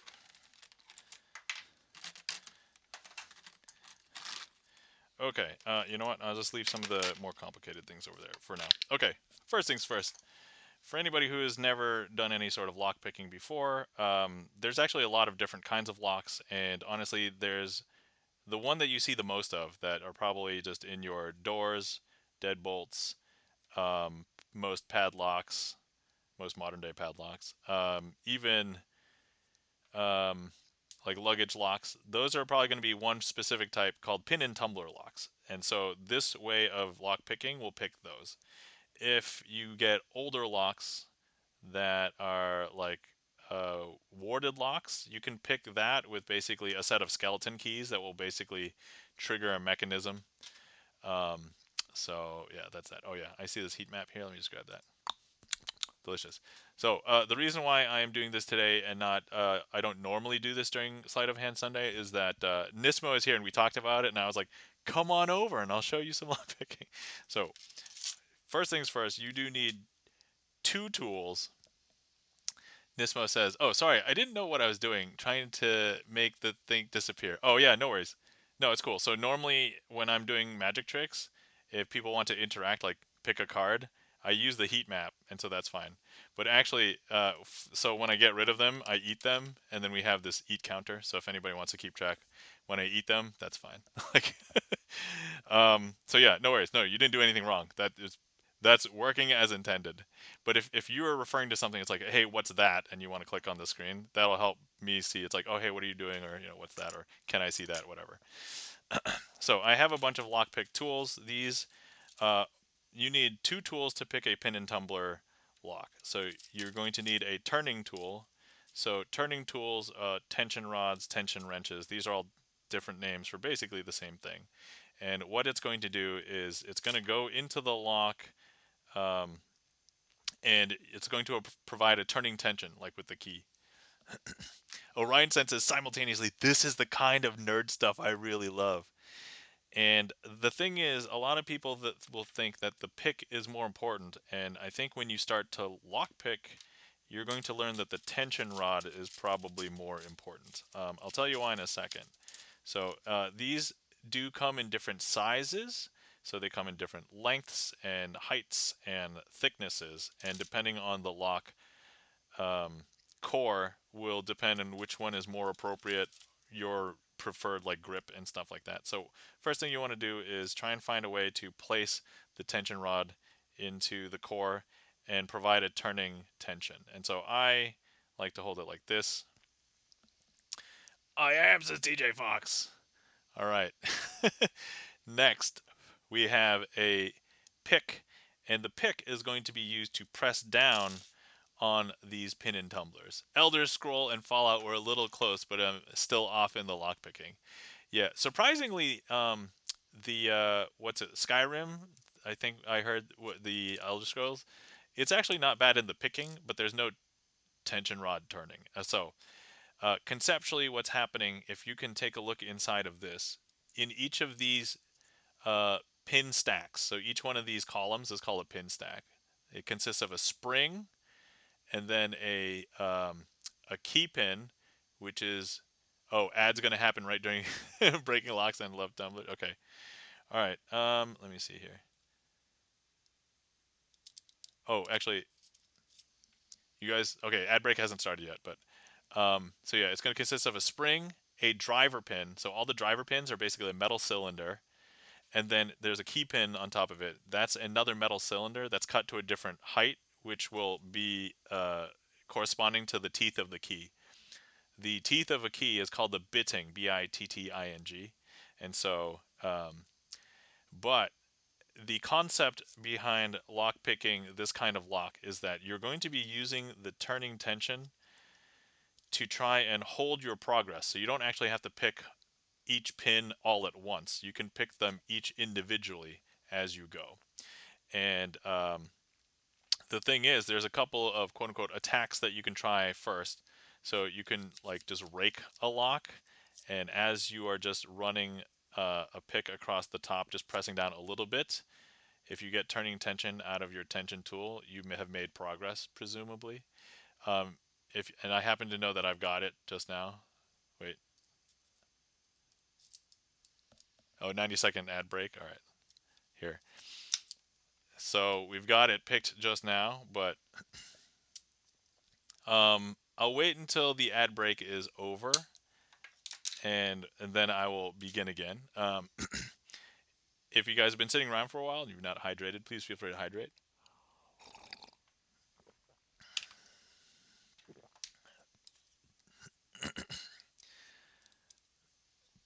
No, sorry. Yes, yes, it's okay.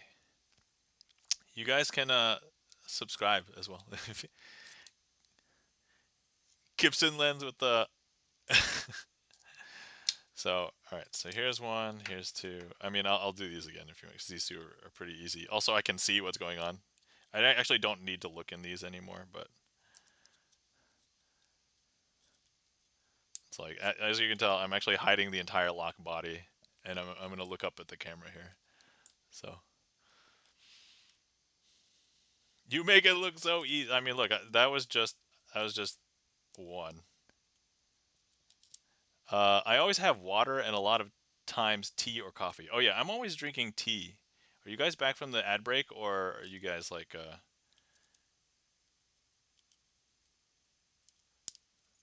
there's sometimes it's tricky. Yeah, as I said, I'm a little rusty. I used to be able to do all these like in pretty quickly. I don't get. Okay, the ad break is finishing. I don't get ads. Oh yeah, that's right. We discussed earlier. Boba is the best way to enjoy tea. Me either. Okay, so all right, we just picked that one. Okay. I think everybody's coming back from ads now. We can let's go back, and I will describe a little bit more about using the picks and the tension rods. Okay, so you might have seen me just pick open a couple of the clear locks while the ad break was going on, if you saw the little preview window. But so let's go back. Each of the pin stacks consists of a spring, a driver pin, which is a metal cylinder, and then a key pin, which is another metal cylinder that sits on top of it. And that's the one that's cut to different heights that correspond to the keys bitting, B-I-T-T-I-N-G. When you place the key in, it will line up all of the key pins and the driver pins so that the the opening between the key pin and the driver pins all line up to be the edge of the core. So as you can imagine, when I place any tension tool in and I try and turn it, it won't turn because basically there's a bunch of holes where there's a metal cylinder kind of blocking it. And the idea of picking is that we are going to try and line all of those up without having the actual key. And so I'm actually pushing them so that so I'm trying to get the shear line to line up so that the cut between the key pin and the driver pin is lined up. Actually, I was using this one for this, but and that will allow you to open up the lock without the key. Now that sounds conceptually more like it might sound intimidating, but when you first start trying to do it, it's actually not too bad on like an easy lock or like a lock. So like right now, I could just look at all of these and be like, oh, where's the cut in between, and just go to that pin and just try and push it, right? When you get to the technical portion of lock picking, there's actually additional technique that I'll discuss in like a minute. So I'm trying to like hold this at an awkward angle so you guys can see it while I'm. Let me see. Does this work? Can you guys see? I'm trying to hold it in a way that you guys can see it as well. Now there's also different picks as well, and we'll describe why you might need some different ones as well.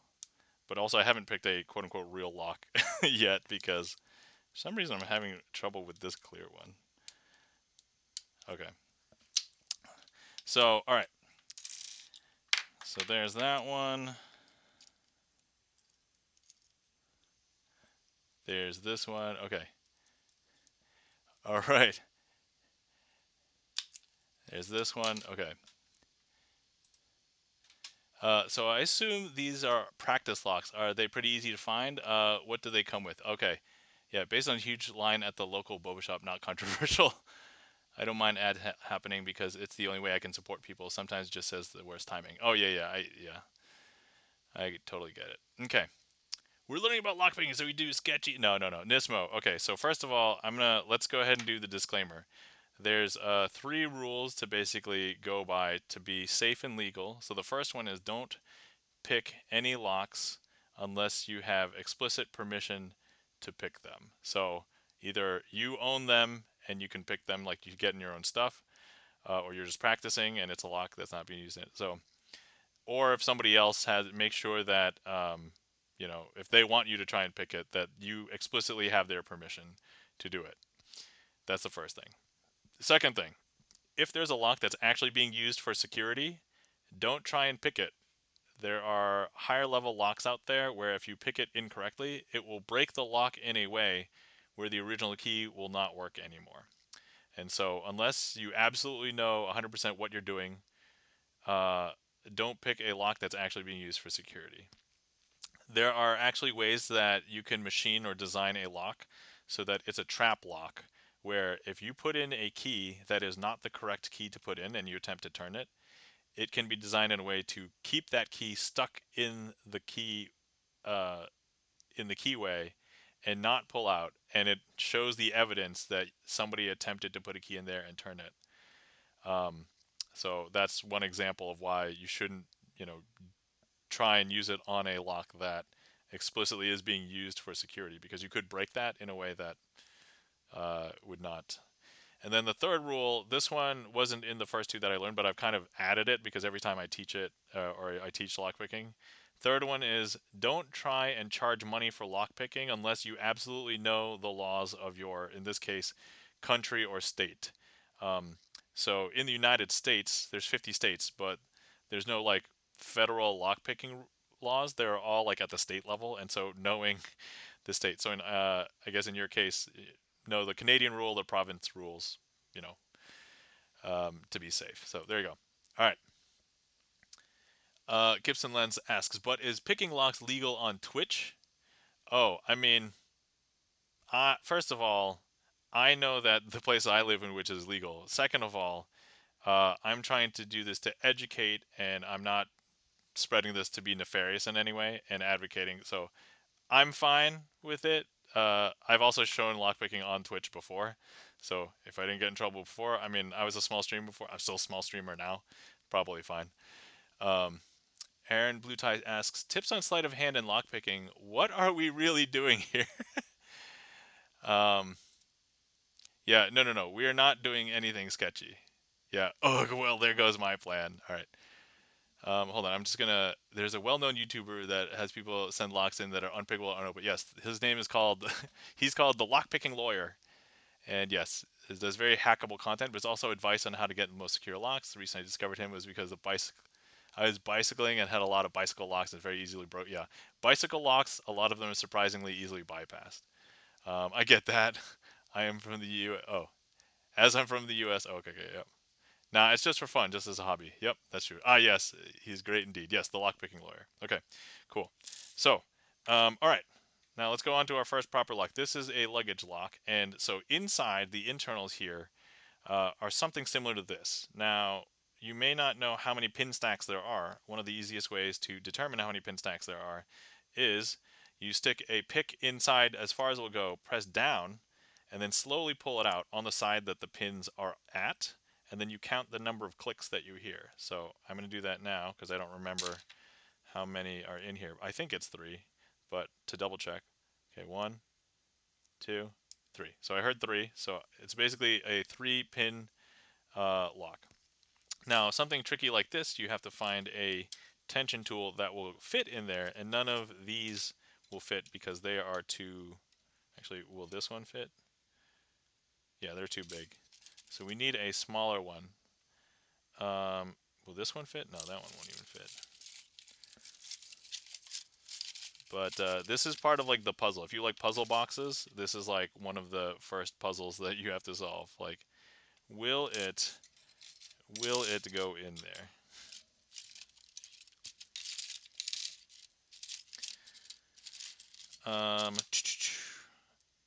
And also, I don't.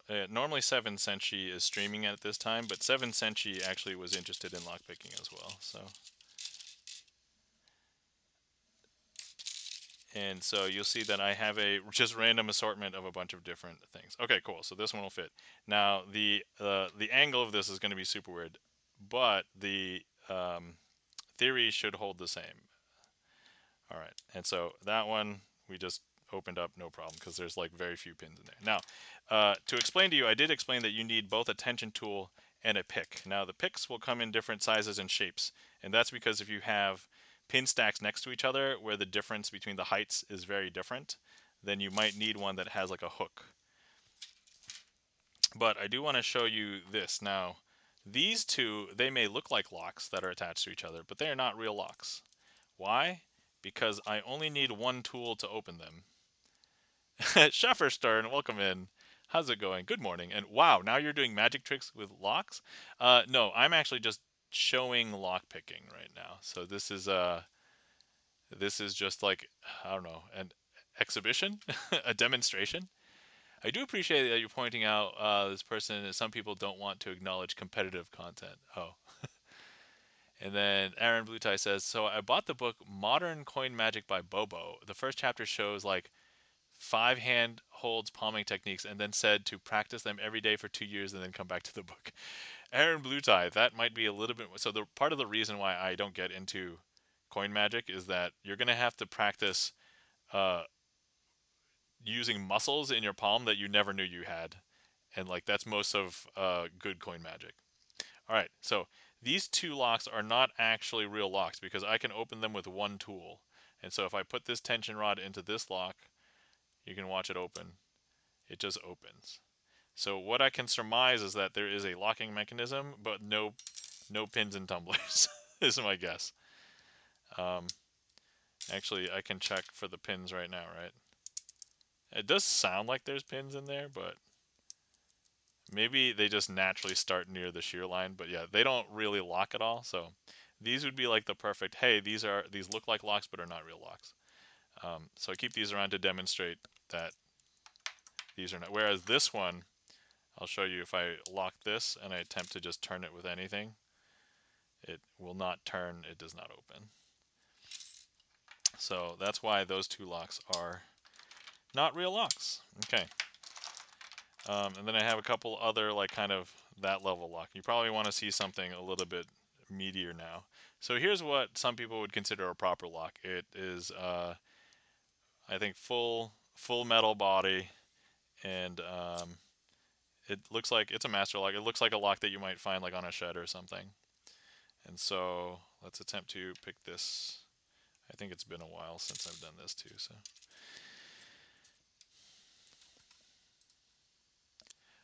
Nismo says, lol, I love that. Will you, in fact, go back in 2 years? I think you could also speed it up a little bit. Like, I honestly don't think you need to wait 2 years, but like, you certainly have to build up the muscles in your hands to be able to do those holds and palms and stuff. So I would say certainly not in a few months. You probably need like at least a good solid few months in there. Okay, so now the technique that I'm using is a little bit different. So I'm applying a turning tension to the core, and then I'm using the pick. Now, because each lock is a physical lock, there could be some small mechanical imperfections. So the shear line theoretically should be straight, but as we learn in lock picking, it might be off by a few like micrometers or even microns. And so some of them will bind, so the thing that's keeping the lock from turning, sooner, because they are just shifted like a little bit to the left or right. And so right now what I do is I'm going to go use the pick and I press down on each pin stack. So I personally start from the front and go towards the back. If it's loose, like I press it down and it comes back up, that's not the binding pin, and I just let that, I skip it and I go to the next one. So I go to the second one, keep on doing the same thing until I find the one where, because I'm applying enough tension, it's stuck on it, and that's the one I want to try and force down. Now I don't want to let go of here because if I picked a bunch of other pins, I'll lose the progress, but I should be able to push it with enough pressure on the pick, and I can leverage it against like the body of the core to try and push it down. So I have not found the binding pin yet. Okay, I think I found it. Now the lockpicking lawyer can tell you like which pin stack it is. I just have to go by a feel, and I can't count the number. I'm not as good as him, but when you get to that point, you'll know that you've made some progress, because typically you'll feel maybe like a degree or less of change while you're holding the tension here. Um, I keep referencing the first chapter just to remind myself, and I keep it near my desk. Orion says, "It's me weeping because my poor, constantly resuscitated laptop cannot do DOS emulator anymore." Uh, I grew up with Commodore 64. I grew up with like cheap Atari. Not to expose my generation / age, but I heard that in Owen Wilson's voice. Oh, wow. Okay, I see. I mean, I worked at a video store for 7 years, so I have to hear things in the Owen Wilson voice all the time. I was super thrilled when I went from a green screen to a color one. Amazing. Sometimes when you think you've messed up or you overset a pin, resetting is sometimes the best. So you just let go of you let go of this and you start over. Okay, so first pin, nope. Second one, oh, okay, I just got to click out of 2. Okay. Okay, we're going to start over again. All right, so Nothing on 1. Trying 3. That's not it. 4. I think this one's 4. I think 4 is the binding one.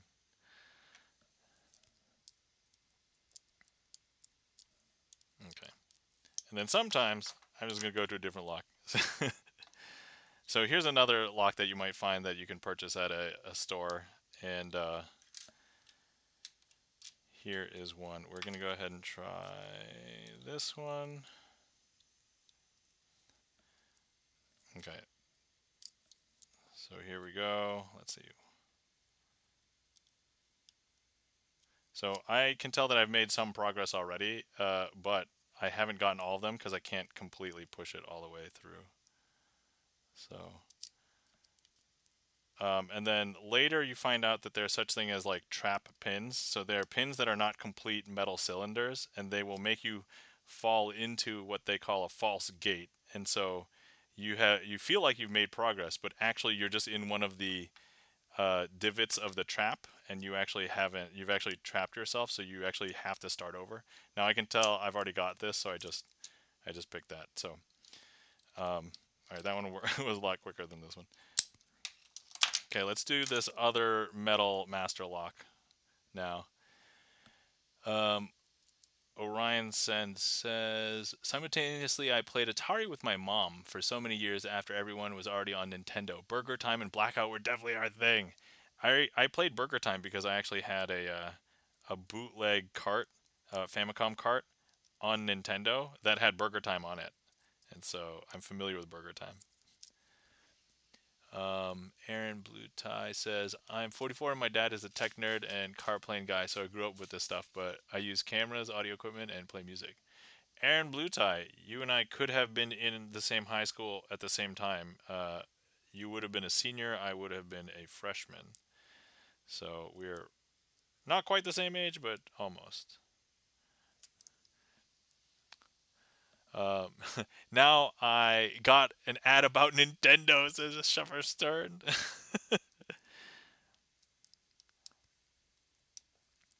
So, okay, so here I'm attempting to provide some rotation. First 2 pins, nothing. The 3rd pin was binding. Now I'm on the 4th one. That one, I just got to click out of the 4th one. Now I'm going to go back. So once you go through all of the pins, then you go back to the ones that were loose before, because now you could be binding on a different one.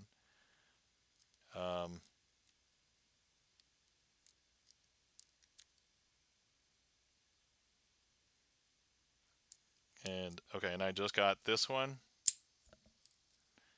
So there we go.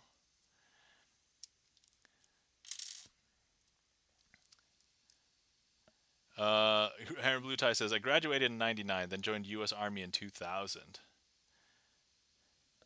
Orion Sen says, I'm absolutely not that cool. Just indestructible tech made things available at garage sales. People being mind blown that our first computer was bought at a yard sale. Something dot matrix printer. I had a dot matrix printer, says Aaron Blue Tie. That's awesome. Okay, cool. So let's see. We just picked all of these. This is the one I was having trouble with earlier. This is one that I used to have trouble with a long time ago. So anyway, does anybody have any questions about picking pin and tumbler locks? Oh, by the way, by and large, a lot of car door locks also are similar to picking this, but they are not the same kind of locks. Oftentimes they're now like two-sided, so they might be two-sided pin and tumblers. There's sometimes other things, but you can pick them in a similar way, but just with slightly different tools. And then there is one kind of like quote unquote lock picking that is completely different, and that's safe cracking. Safe cracking and lock picking are two completely different skills and require two different. I'm of the belief that you can practice lock picking and get better at it. You can get better at safe cracking to a point, but somebody with just like naturally more sensitive fingers than you will always be better at it than you, um, if they have the skills, because it just requires that kind of like sensitivity. Nismo says, I'm paying very close attention, though. I'm going to see what the laws are here and where to buy. Oh, yeah.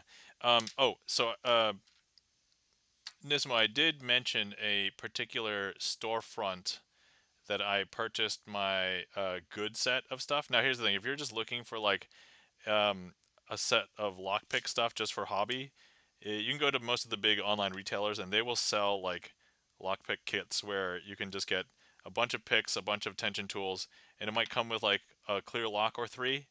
Um, and I would say don't invest in in this unless you know you're really going to get into it. I just picked this one.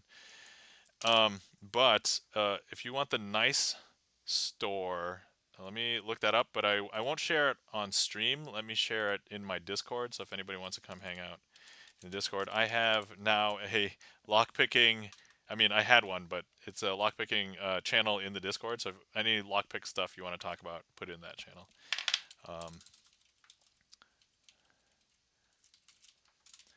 But I believe this store that I purchased my good stuff at, which is none of this is good stuff. This I have my good stuff off camera.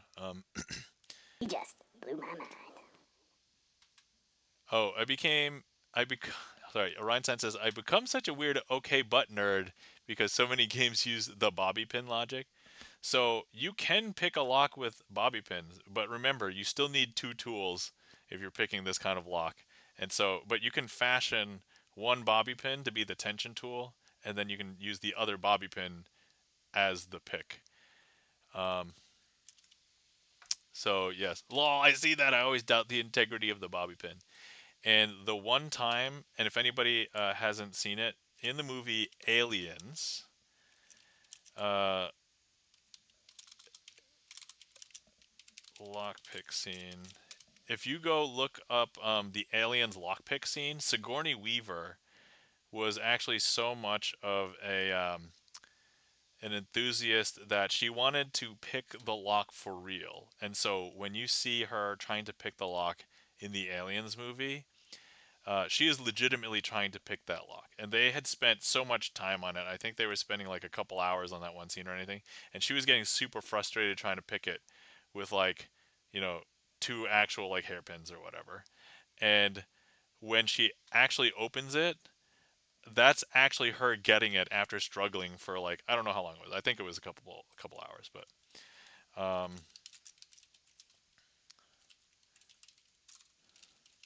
right. I've just dropped the, and I believe it's Canadian. Hold on, let me double check where this is. Contact, shipping, find. Oh nope, never mind. They might have moved their shipping to US, but anyway, that's where I originally bought my good stuff. Cool fact, yeah. Yes, I shared it with friends after you told them. Oh, yeah, yeah.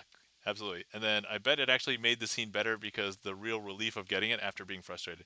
Yeah, like some of the scenes that you see her like struggling with it were actually, real scenes of Sigourney Weaver actually struggling.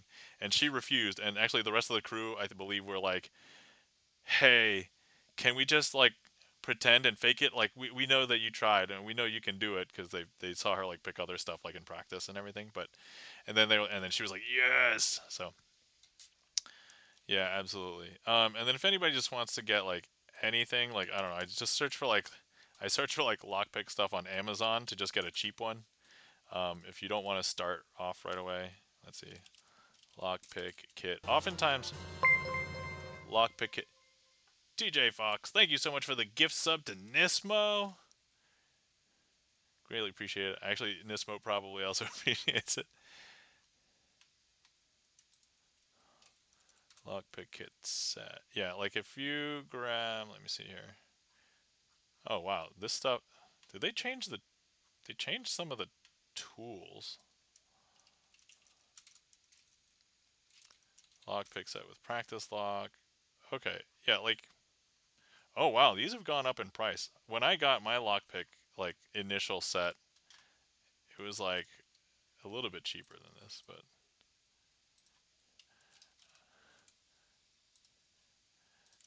okay. Here's a good starter lockpick set. Yeah, I would say maybe don't buy the nice ones first right away, because some people have destroyed, like some of these picks have been destroyed by friends that they would just rake and rake, and they would actually destroy some of the tools, and that's why I don't let anybody else besides me use my good tools. So anyway, all right, let's just go through. No, no, no, I wouldn't anyway. Uh-oh, hype train. I've started way too many hobbies over the years. I know how that works. Yeah, yeah. Okay. I don't I don't know how. I guess I'm gonna try and just pick locks as fast as possible. Okay, alright, hold on. I have to furiously try and pick a lock, I guess. I've never gotten. By the way, thank you so much for the hype train. Oh, thank you so much for the. Hold on, what triggered that? Oh. Let me see. Oh, was that just kicked off by the gift sub to Nismo? Thank you so much for the gift sub, TJ Fox. And oh, thank you for the on-screen celebration and the gigantic emote. And the mind blown. Alright. Jeez, I don't... So see, I could do magic fast. I can't pick locks fast. This is not... I've not been in this hobby for like, arguably years. Although, not bad. You know, I got through a handful just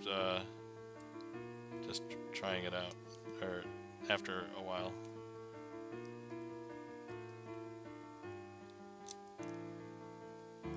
See, like this one is actually too thick. By the way, shoutouts to our friend and mod GipsonLens. This is this song, the rates or not the rate song. This is the hype train song is a GipsonLens original. So if you like this song is called Expanse.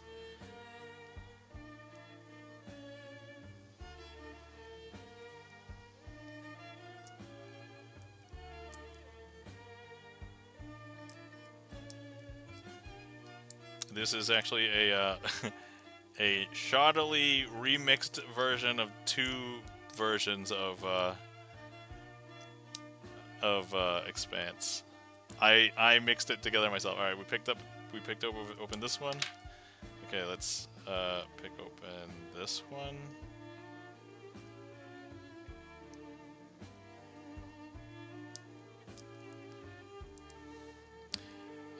Quick question in the if I did so I have another quote unquote like it's not as much a hobby as it is like a salvaging resources kind of thing, but would anybody be interested in watching me reclaim candles and making a Franken candle?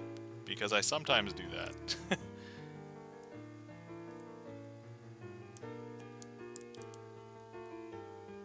So yeah, because the lock is so tiny, I have to like hold it in a certain way, and it's a weird way. So we just got that open. Here we go.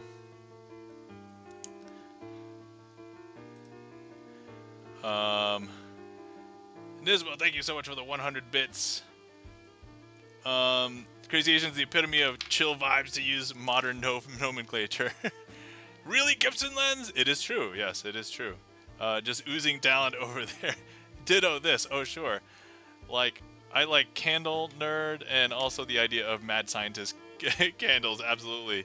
Okay, so maybe we'll do that. I was at a gig last night and bought a violin for price. I don't play yet, but I love the sound of stringed instruments I want to play. Yeah. I also own a violin, says Nismo, and I have yet to play. Oh, okay. So, by the way, this particular...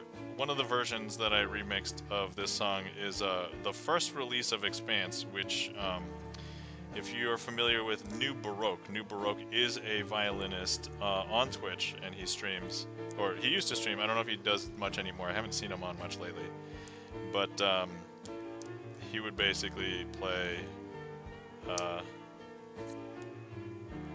as well. Yes, thanks for getting the shout out to New Baroque. If anybody wants to give him a follow, when he streams again, he'll probably be playing violin. So.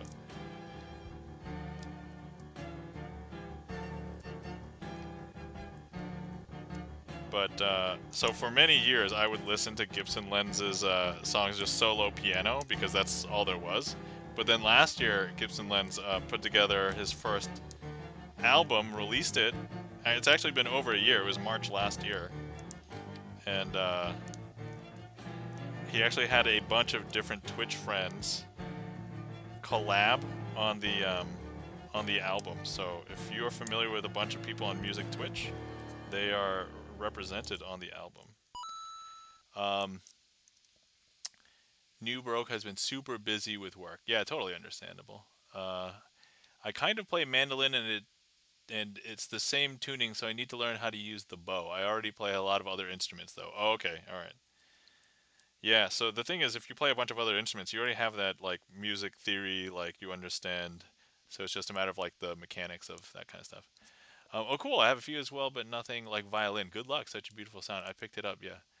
Uh, along my okay, and then also, yeah. If anybody wants to listen to Gibson Lens's album, so here in this shout out for Gibson Lens, the album can be found at that linktree slash ungilded.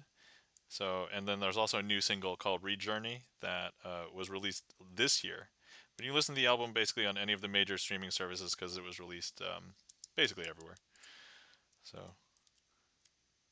when I listen to it, I mostly listen to it on YouTube Music or YouTube, whichever whichever one it appears on for YouTube. All right, this one's giving me a little bit of trouble, but anyway, so we picked open all of these.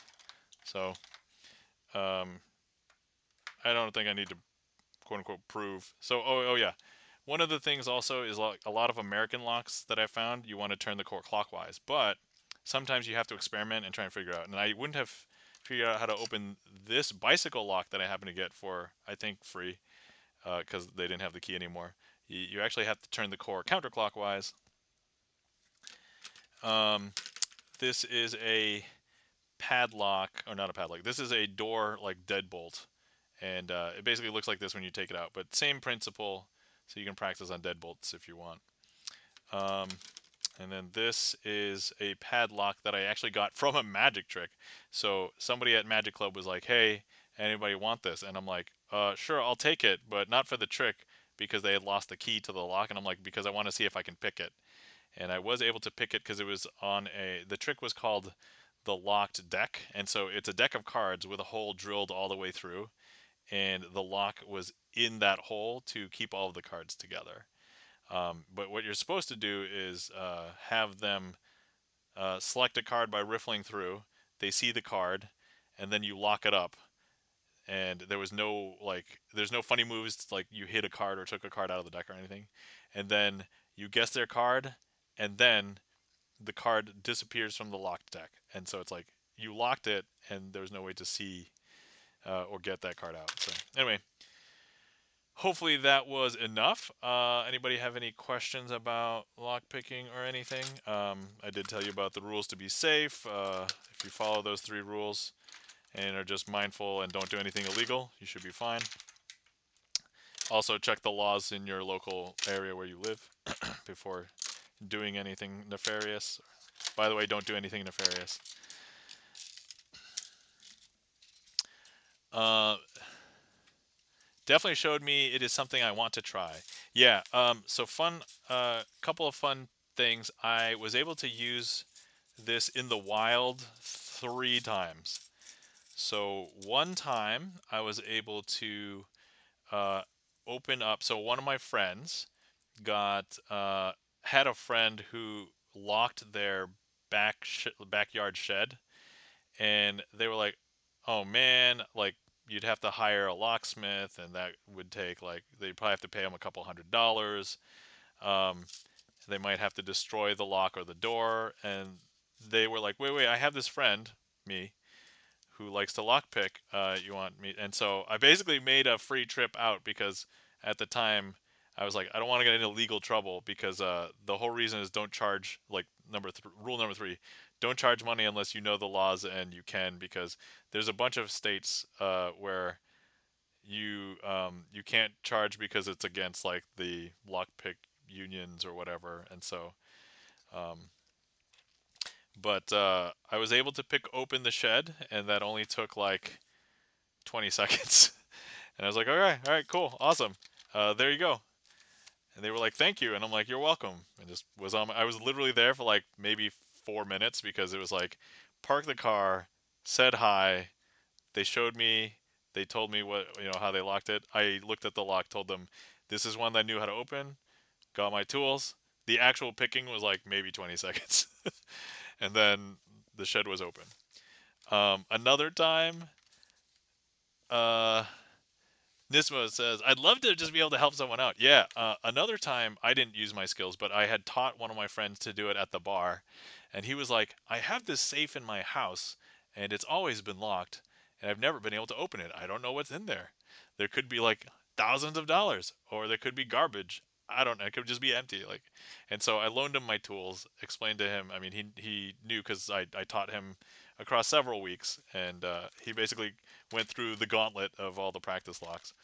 And then he told me later that he was able to pick open the lock. It took him like days, so he probably spent a total of like 4 or 5 hours just trying to pick it because it was like he thought he got close a lot of the time, and so it might have just been a difficult lock. But he eventually opened it, and there was like a receipt, an expired credit card, and I think he said like some garbage pieces of paper or something. And it's like, oh, okay, very disappointing for him, but at least the mystery is gone. Like he knows what was in his house. Um, Another time, I was able to open a file cabinet that was uh, that was locked, and somebody was like, "Oh, I don't have a key for the file cabinet." I'm like, "Oh, I can probably get that open for you." And so, yeah. Orion Sense says, just replying to Aaron Blue Tie. Use voice, not, yeah, to text, and not so everything is always English accurate because there's a Nordic metal band that uses a reproduction accurate hurdy-gurdy, which is not only precision and aesthetically amazing when you hear it in isolation, but also a little transgression because it starts with a very orchestral type harmonic, and then suddenly everyone is moshing because you get the roar gurgle. Sounds like it would have been more fun to just keep the mystery alive. I mean, that might have been the case, but he was like, I don't know, it's my house. I want to know. So, Orion Sen says vocals, they're Nordic, so it's literally translated spring is coming, so it's time to plant seeds. All right. Cool. So, yeah, if you like puzzles. Oh, yeah, and fun story. Learning about lockpicking and safe cracking was really useful in that I went to an escape room with a couple friends a couple years ago, and in the escape room there were these old safes, and so when I was when other people tried to open the safe because it didn't behave like the same combination locks that we're used to, like the ones you would find on lockers and stuff. You actually had to turn it a certain way and follow like a certain pattern, and I was like, oh, okay, this is just one of those old locks, and because I'd opened them before, and so after like a couple of other people failed, I did it on the first two, and everybody's like, "Okay, you're gonna be the guy that opens all of these locks now." And so I'm like, "Okay, cool." At the end of this experience, I was like, "Oh crap! There's only 40 seconds left, and we have to open this lock." And we thought we found the correct combination to the escape room and to this last puzzle. And I was like, "Okay, let me just do the thing." And then I went to open it, and I'm like, "Oh yeah, that's right. There's still one more step." And then I turned it, and then I turn the crank, the door opens, and I'm like, holy shit. And I was like, grab all the stuff out of the safe, quick run to the door. And when they ran and they made it to the door, there was only, guess how much time was left on the clock? For the amount of time left on the clock at the end of this escape room, after going through multiple old locks, solving all these puzzles, and being misled like 2 times, 1 second left on the clock, says Nismo. That is correct. There was 1 second left on the clock. 1 second. Never again in my life will I ever have um, a more epic escape room. Because if there was just more time, then I'm like, oh, okay, that was not as there was plenty of time. Or it's like, oh, we didn't make it out. There's no time left. 1 second. I don't think we can ever beat that as far as excitement.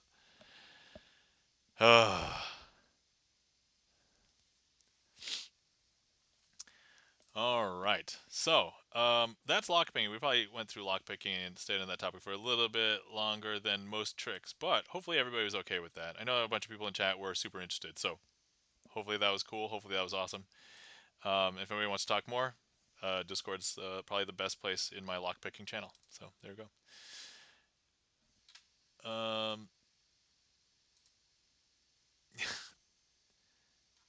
Let's see here. Now let me get back to this. Is there? Let me clear this. Okay. And then let's do any last call for magic. If anybody wants to see any more magic, please request. And then if not, I will still do a finale trick, and then we'll wrap up and get out of here. We'll raid out. Aaron Blue Tie says, as far as harmonica goes, I really love the way John Popper of Blues Traveler plays. Saw them last year too. Hold on, I'm just gonna scroll up just to. So I've been kind of reading a little bit of the conversation, but I don't know if I've been too. I was I was concerned about telling the stories about lockpicking and stuff. Something with a harmonica. Let's go just in broken wax recordings. A nerd about it. Orion ends it with, "Did I mention that I'm a nerd about everything?" You know, I would argue I'm also a nerd basically about everything as well. Everything that I enjoy. There's some things where I'm like, oh, I don't want to nerd out about that. I'm not a nerd about that. But everything else that I like, I'm like, I'll nerd out about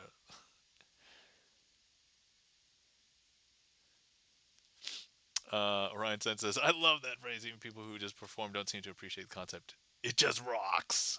Also, thank you very much. I'm going to have to look him up. Awesome. So, is that what we're looking up? John Popper, Blues Traveler? Okay.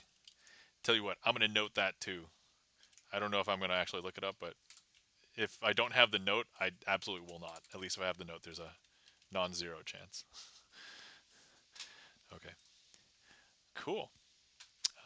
Let's see. Aaron Blue Tie says, I'm a film and music nerd growing in magic nerdiness, though. Yeah. So, Aaron Blue Tie, my entire first year of magic was just learning from free resources online, mostly on YouTube. But you get to the point where, like, I have trouble finding new and original magic on YouTube. And so all of like the good magical secrets and nuggets now are in books, lectures, and like conventions. And so if I want to discover new stuff, uh, not just like the new products, because you can look those up on like the magic retailer sites, but like magical techniques, principles, really innovative things, that's where you're going to actually hear about from other magicians. So actually, this is probably a good time to mention next week on Sunday, I will be going to a magic convention. It's local, it's only like an hour away. There's a chance that when I am done and I make it home, I might be too tired to perform. So I might cancel next Sunday. But if I'm okay to stream, but I'm not too tired, and I just might be like, I don't want to perform, but I'll still stream, I might just do a magic convention recap next Sunday. So that's the plan, um, which I've done before. All right. Okay. Excellent. Chill streams are cool. Magic is chill. Lol. Yeah, I'd like to think also that this is like a pretty casual place. Like I don't I don't make this like too much of a formal show. And even when I did, it was like a crazy breakneck pace of magic. I basically did I did all of the tricks on my trick list. And guess how much time that took? 4.5 hours. So all right. Let's see here. Let's go ahead and unpin this. I like your stream and your community. Oh, thanks, Aaron Blue Tie. I appreciate it. Thanks for stopping by and coming in. I'm going to close the trick list. I'm going to put in, you know what? I want to do this trick for the finale. Okay. Let me find it, and then we'll do the outro. But, oh, Jazz Aces? Oh, okay. Yeah, no worries. You know what? Let's go ahead and put in Jazz Aces for you. We'll do that before the finale. Oh, I was going with us talking about music. Oh, yeah. You know what? That's a good segue.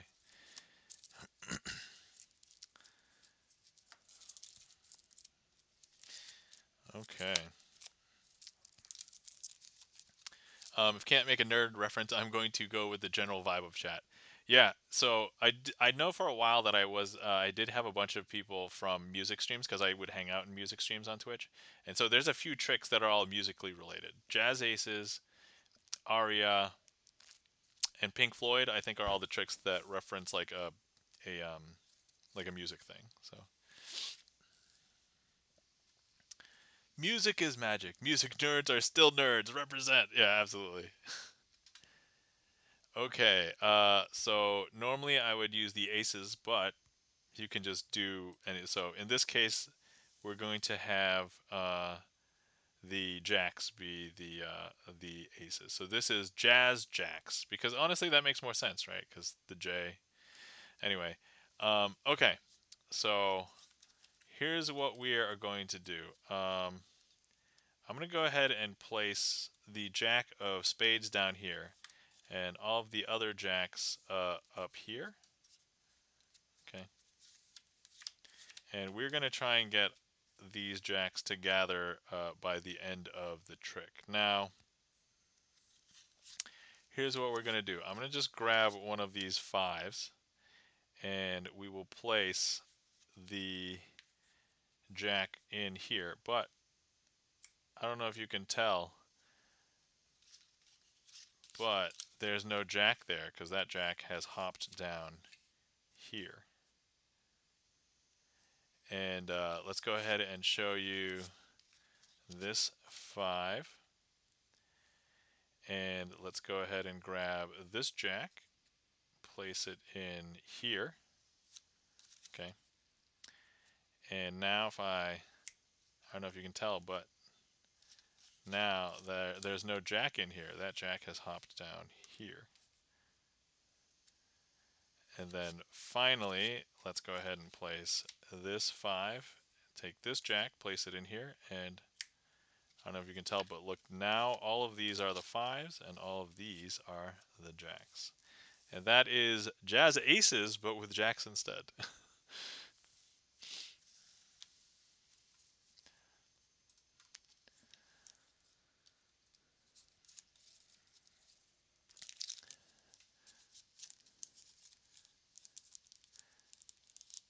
Aaron Blue Tie says, I'm a super music nerd. I love Chuck Berry, Ramones, Glenn Miller, Cab Calloway, George Thorogood, blues, jazz, punk, rock, metal. You get the idea. Music is math.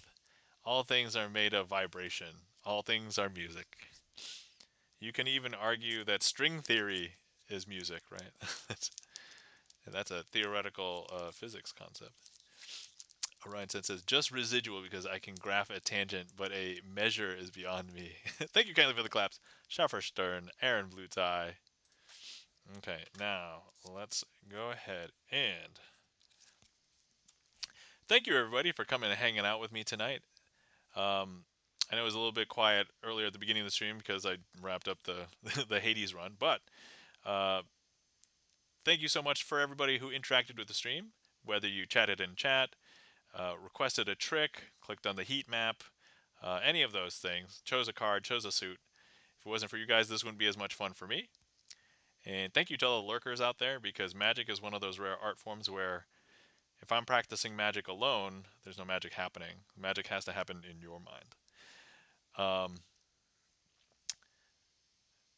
Aaron Blue Tie says, string theory is perfect because strings make music. Absolutely, yes. Fantastic. Thank you kindly for the claps, Aaron Blue Tie.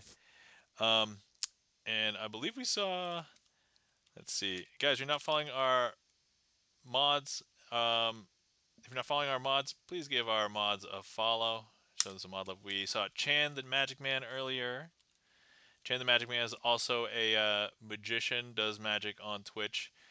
Give him a follow. Catch him on Magic Mondays, where he'll be doing Magic Mondays. If you catch him other times, he could be playing retro games, cooking, in real life stuff, community games, Grand Theft Auto, all sorts of things.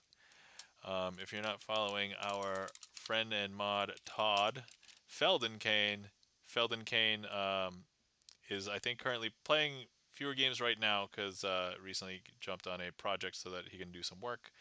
But otherwise, doing variety games, doing collabs with other streamers.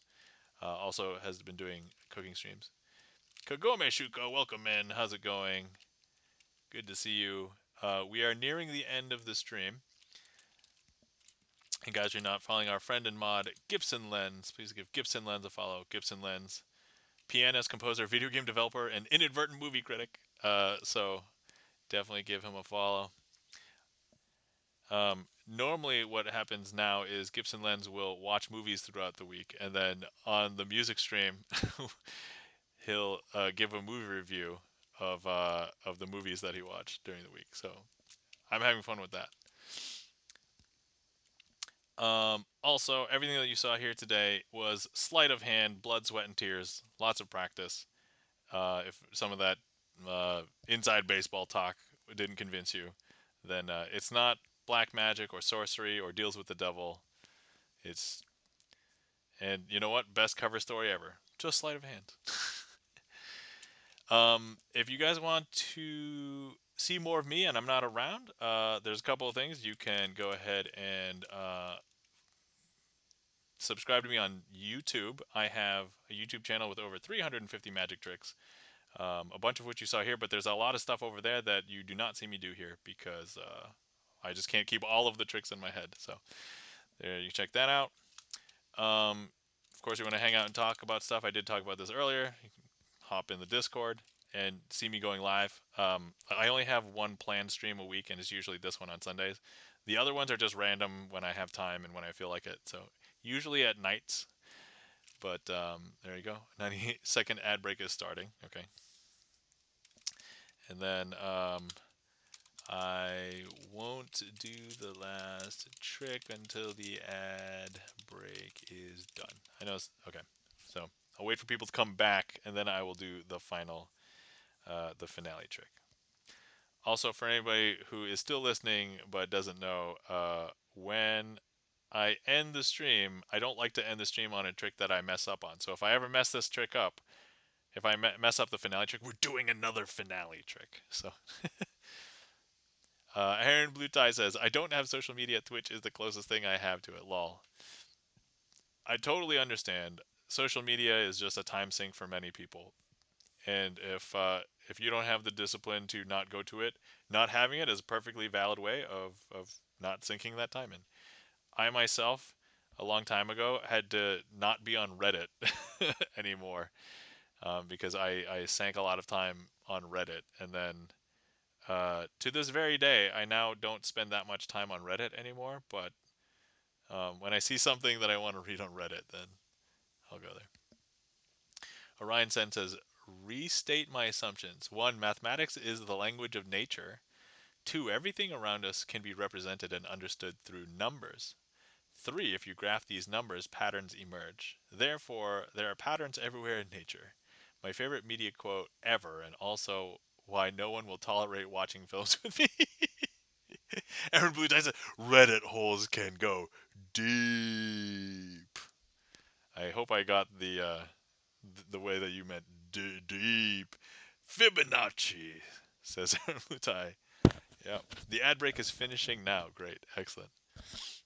Um, yeah. So, anyway, oh yeah, for anybody else who doesn't know other things I do, I've mostly been playing video games besides Magic Stream. I have done cooking streams before. I've done a bunch of other things, but um, yeah, the past 2 weeks I have not streamed other random stuff, even though I wanted to. Between being busy and I've suffering from my gout attack is kind of lame, but otherwise. Aaron Blue Tie says, deep, deep, deep, deep, deep. I don't know if that reflects. Orion Sen says, so he takes a break and he gets into the bath, and then he realizes displacement. What is the message of the story? Eventually, you'll have a breakthrough. Aaron Blue Tie says, Eureka! The principle of displacement. No, you need to take a rest, says Orion. All right. Okay, guys. Thank you for the heart chant, the Magic Man. All right. As he ran outside naked. All right. Okay, so here we go. Finale trick for today, and then if we are successful, then I'll find somebody to raid. Okay. Speaking of which, oh wait, this will be a good chance for me to try and use the. Okay, there we go. Okay, cool. I'm certain you have seen this. There's no way that you are picking up this out of nowhere. Okay. All right. Here we go. So I have this packet of cards. We have a six of diamonds. We have a queen of clubs, and then we have a bunch of cards. These four cards may look normal from this side, but when I turn them over, you'll see that they do not look. They might look sus because it looks like there's backs on both sides. Actually, except for this one. This one's a little bit weird. So this one's blank on this side. Now we have a strange property with these cards. If I hold the packet over one of these cards, let's say the six of diamonds, I don't know if you know, but by doing that, it will reflect the six of diamonds. Not only that, all of the cards, 1, 2, 3, 4, will look like the six of diamonds. Is that strange? That's very strange. And now, if I take this packet and I hover it over the queen of clubs, this also has a very strange effect because I don't know if you can tell, but not only does it reflect the queen of clubs, actually all of the cards become the queen of clubs because now there's 1, 2, 3, 4 queens of clubs. Is that weird? That's super weird, right? Now at this point you can still see that they're all queens of clubs, right? But now if I take this blank card, and it's not until the blank side hits up, because if I show you now every single card, 1, 2, 3, 4 cards are blank. And some people actually ask, hey, can I see the backs of those? And I'm like, okay. And here are the backs. 1, 2, 3, 4. And that, my friends, I will call a successful finale performance for today. Don't lose any sleep over that one. That was one of my favorite ones earlier on when I started. Like, it was like my second year of Magic. I think I discovered that. It was like, oh my god, that's so cool.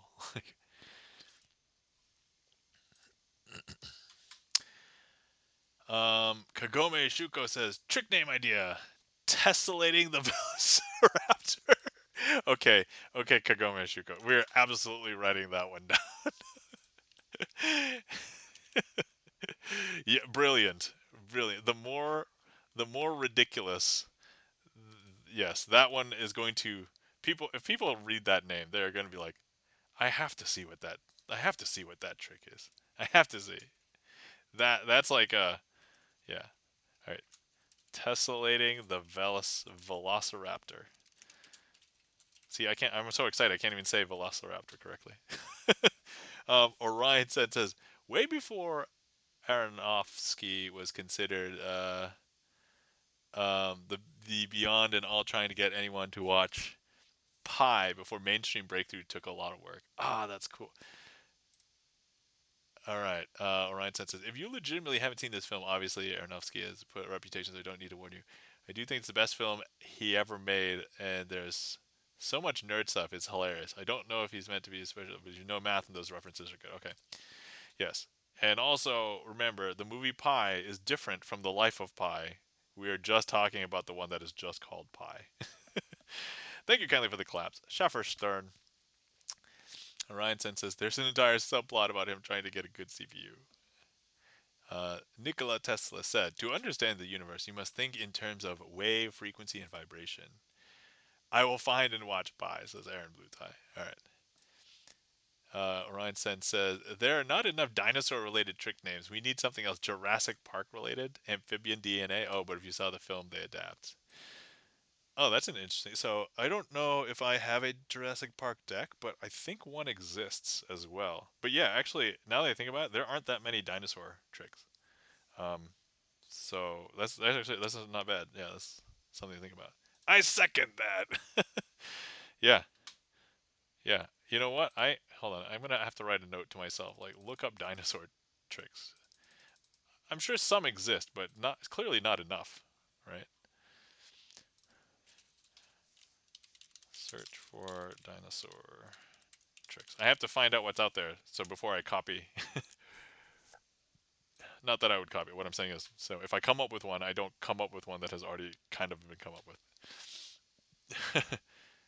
I will keep that in mind for trick name ideas. Yeah, absolutely. Yeah, yeah. I'll take them. I'll take them. And get a soundbite of Homer Simpson humming the Jurassic Park theme. Oh, I might have to hum the, so I can avoid any sort of DMCA. All right. Okay, let's see who's on and where we might want to go.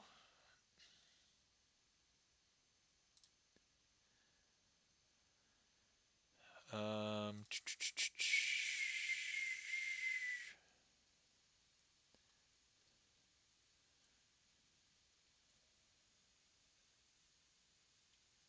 oh, hold on. Let me see.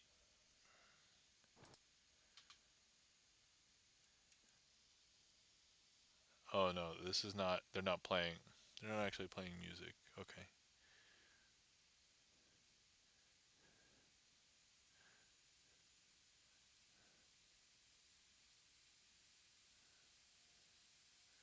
Hmm.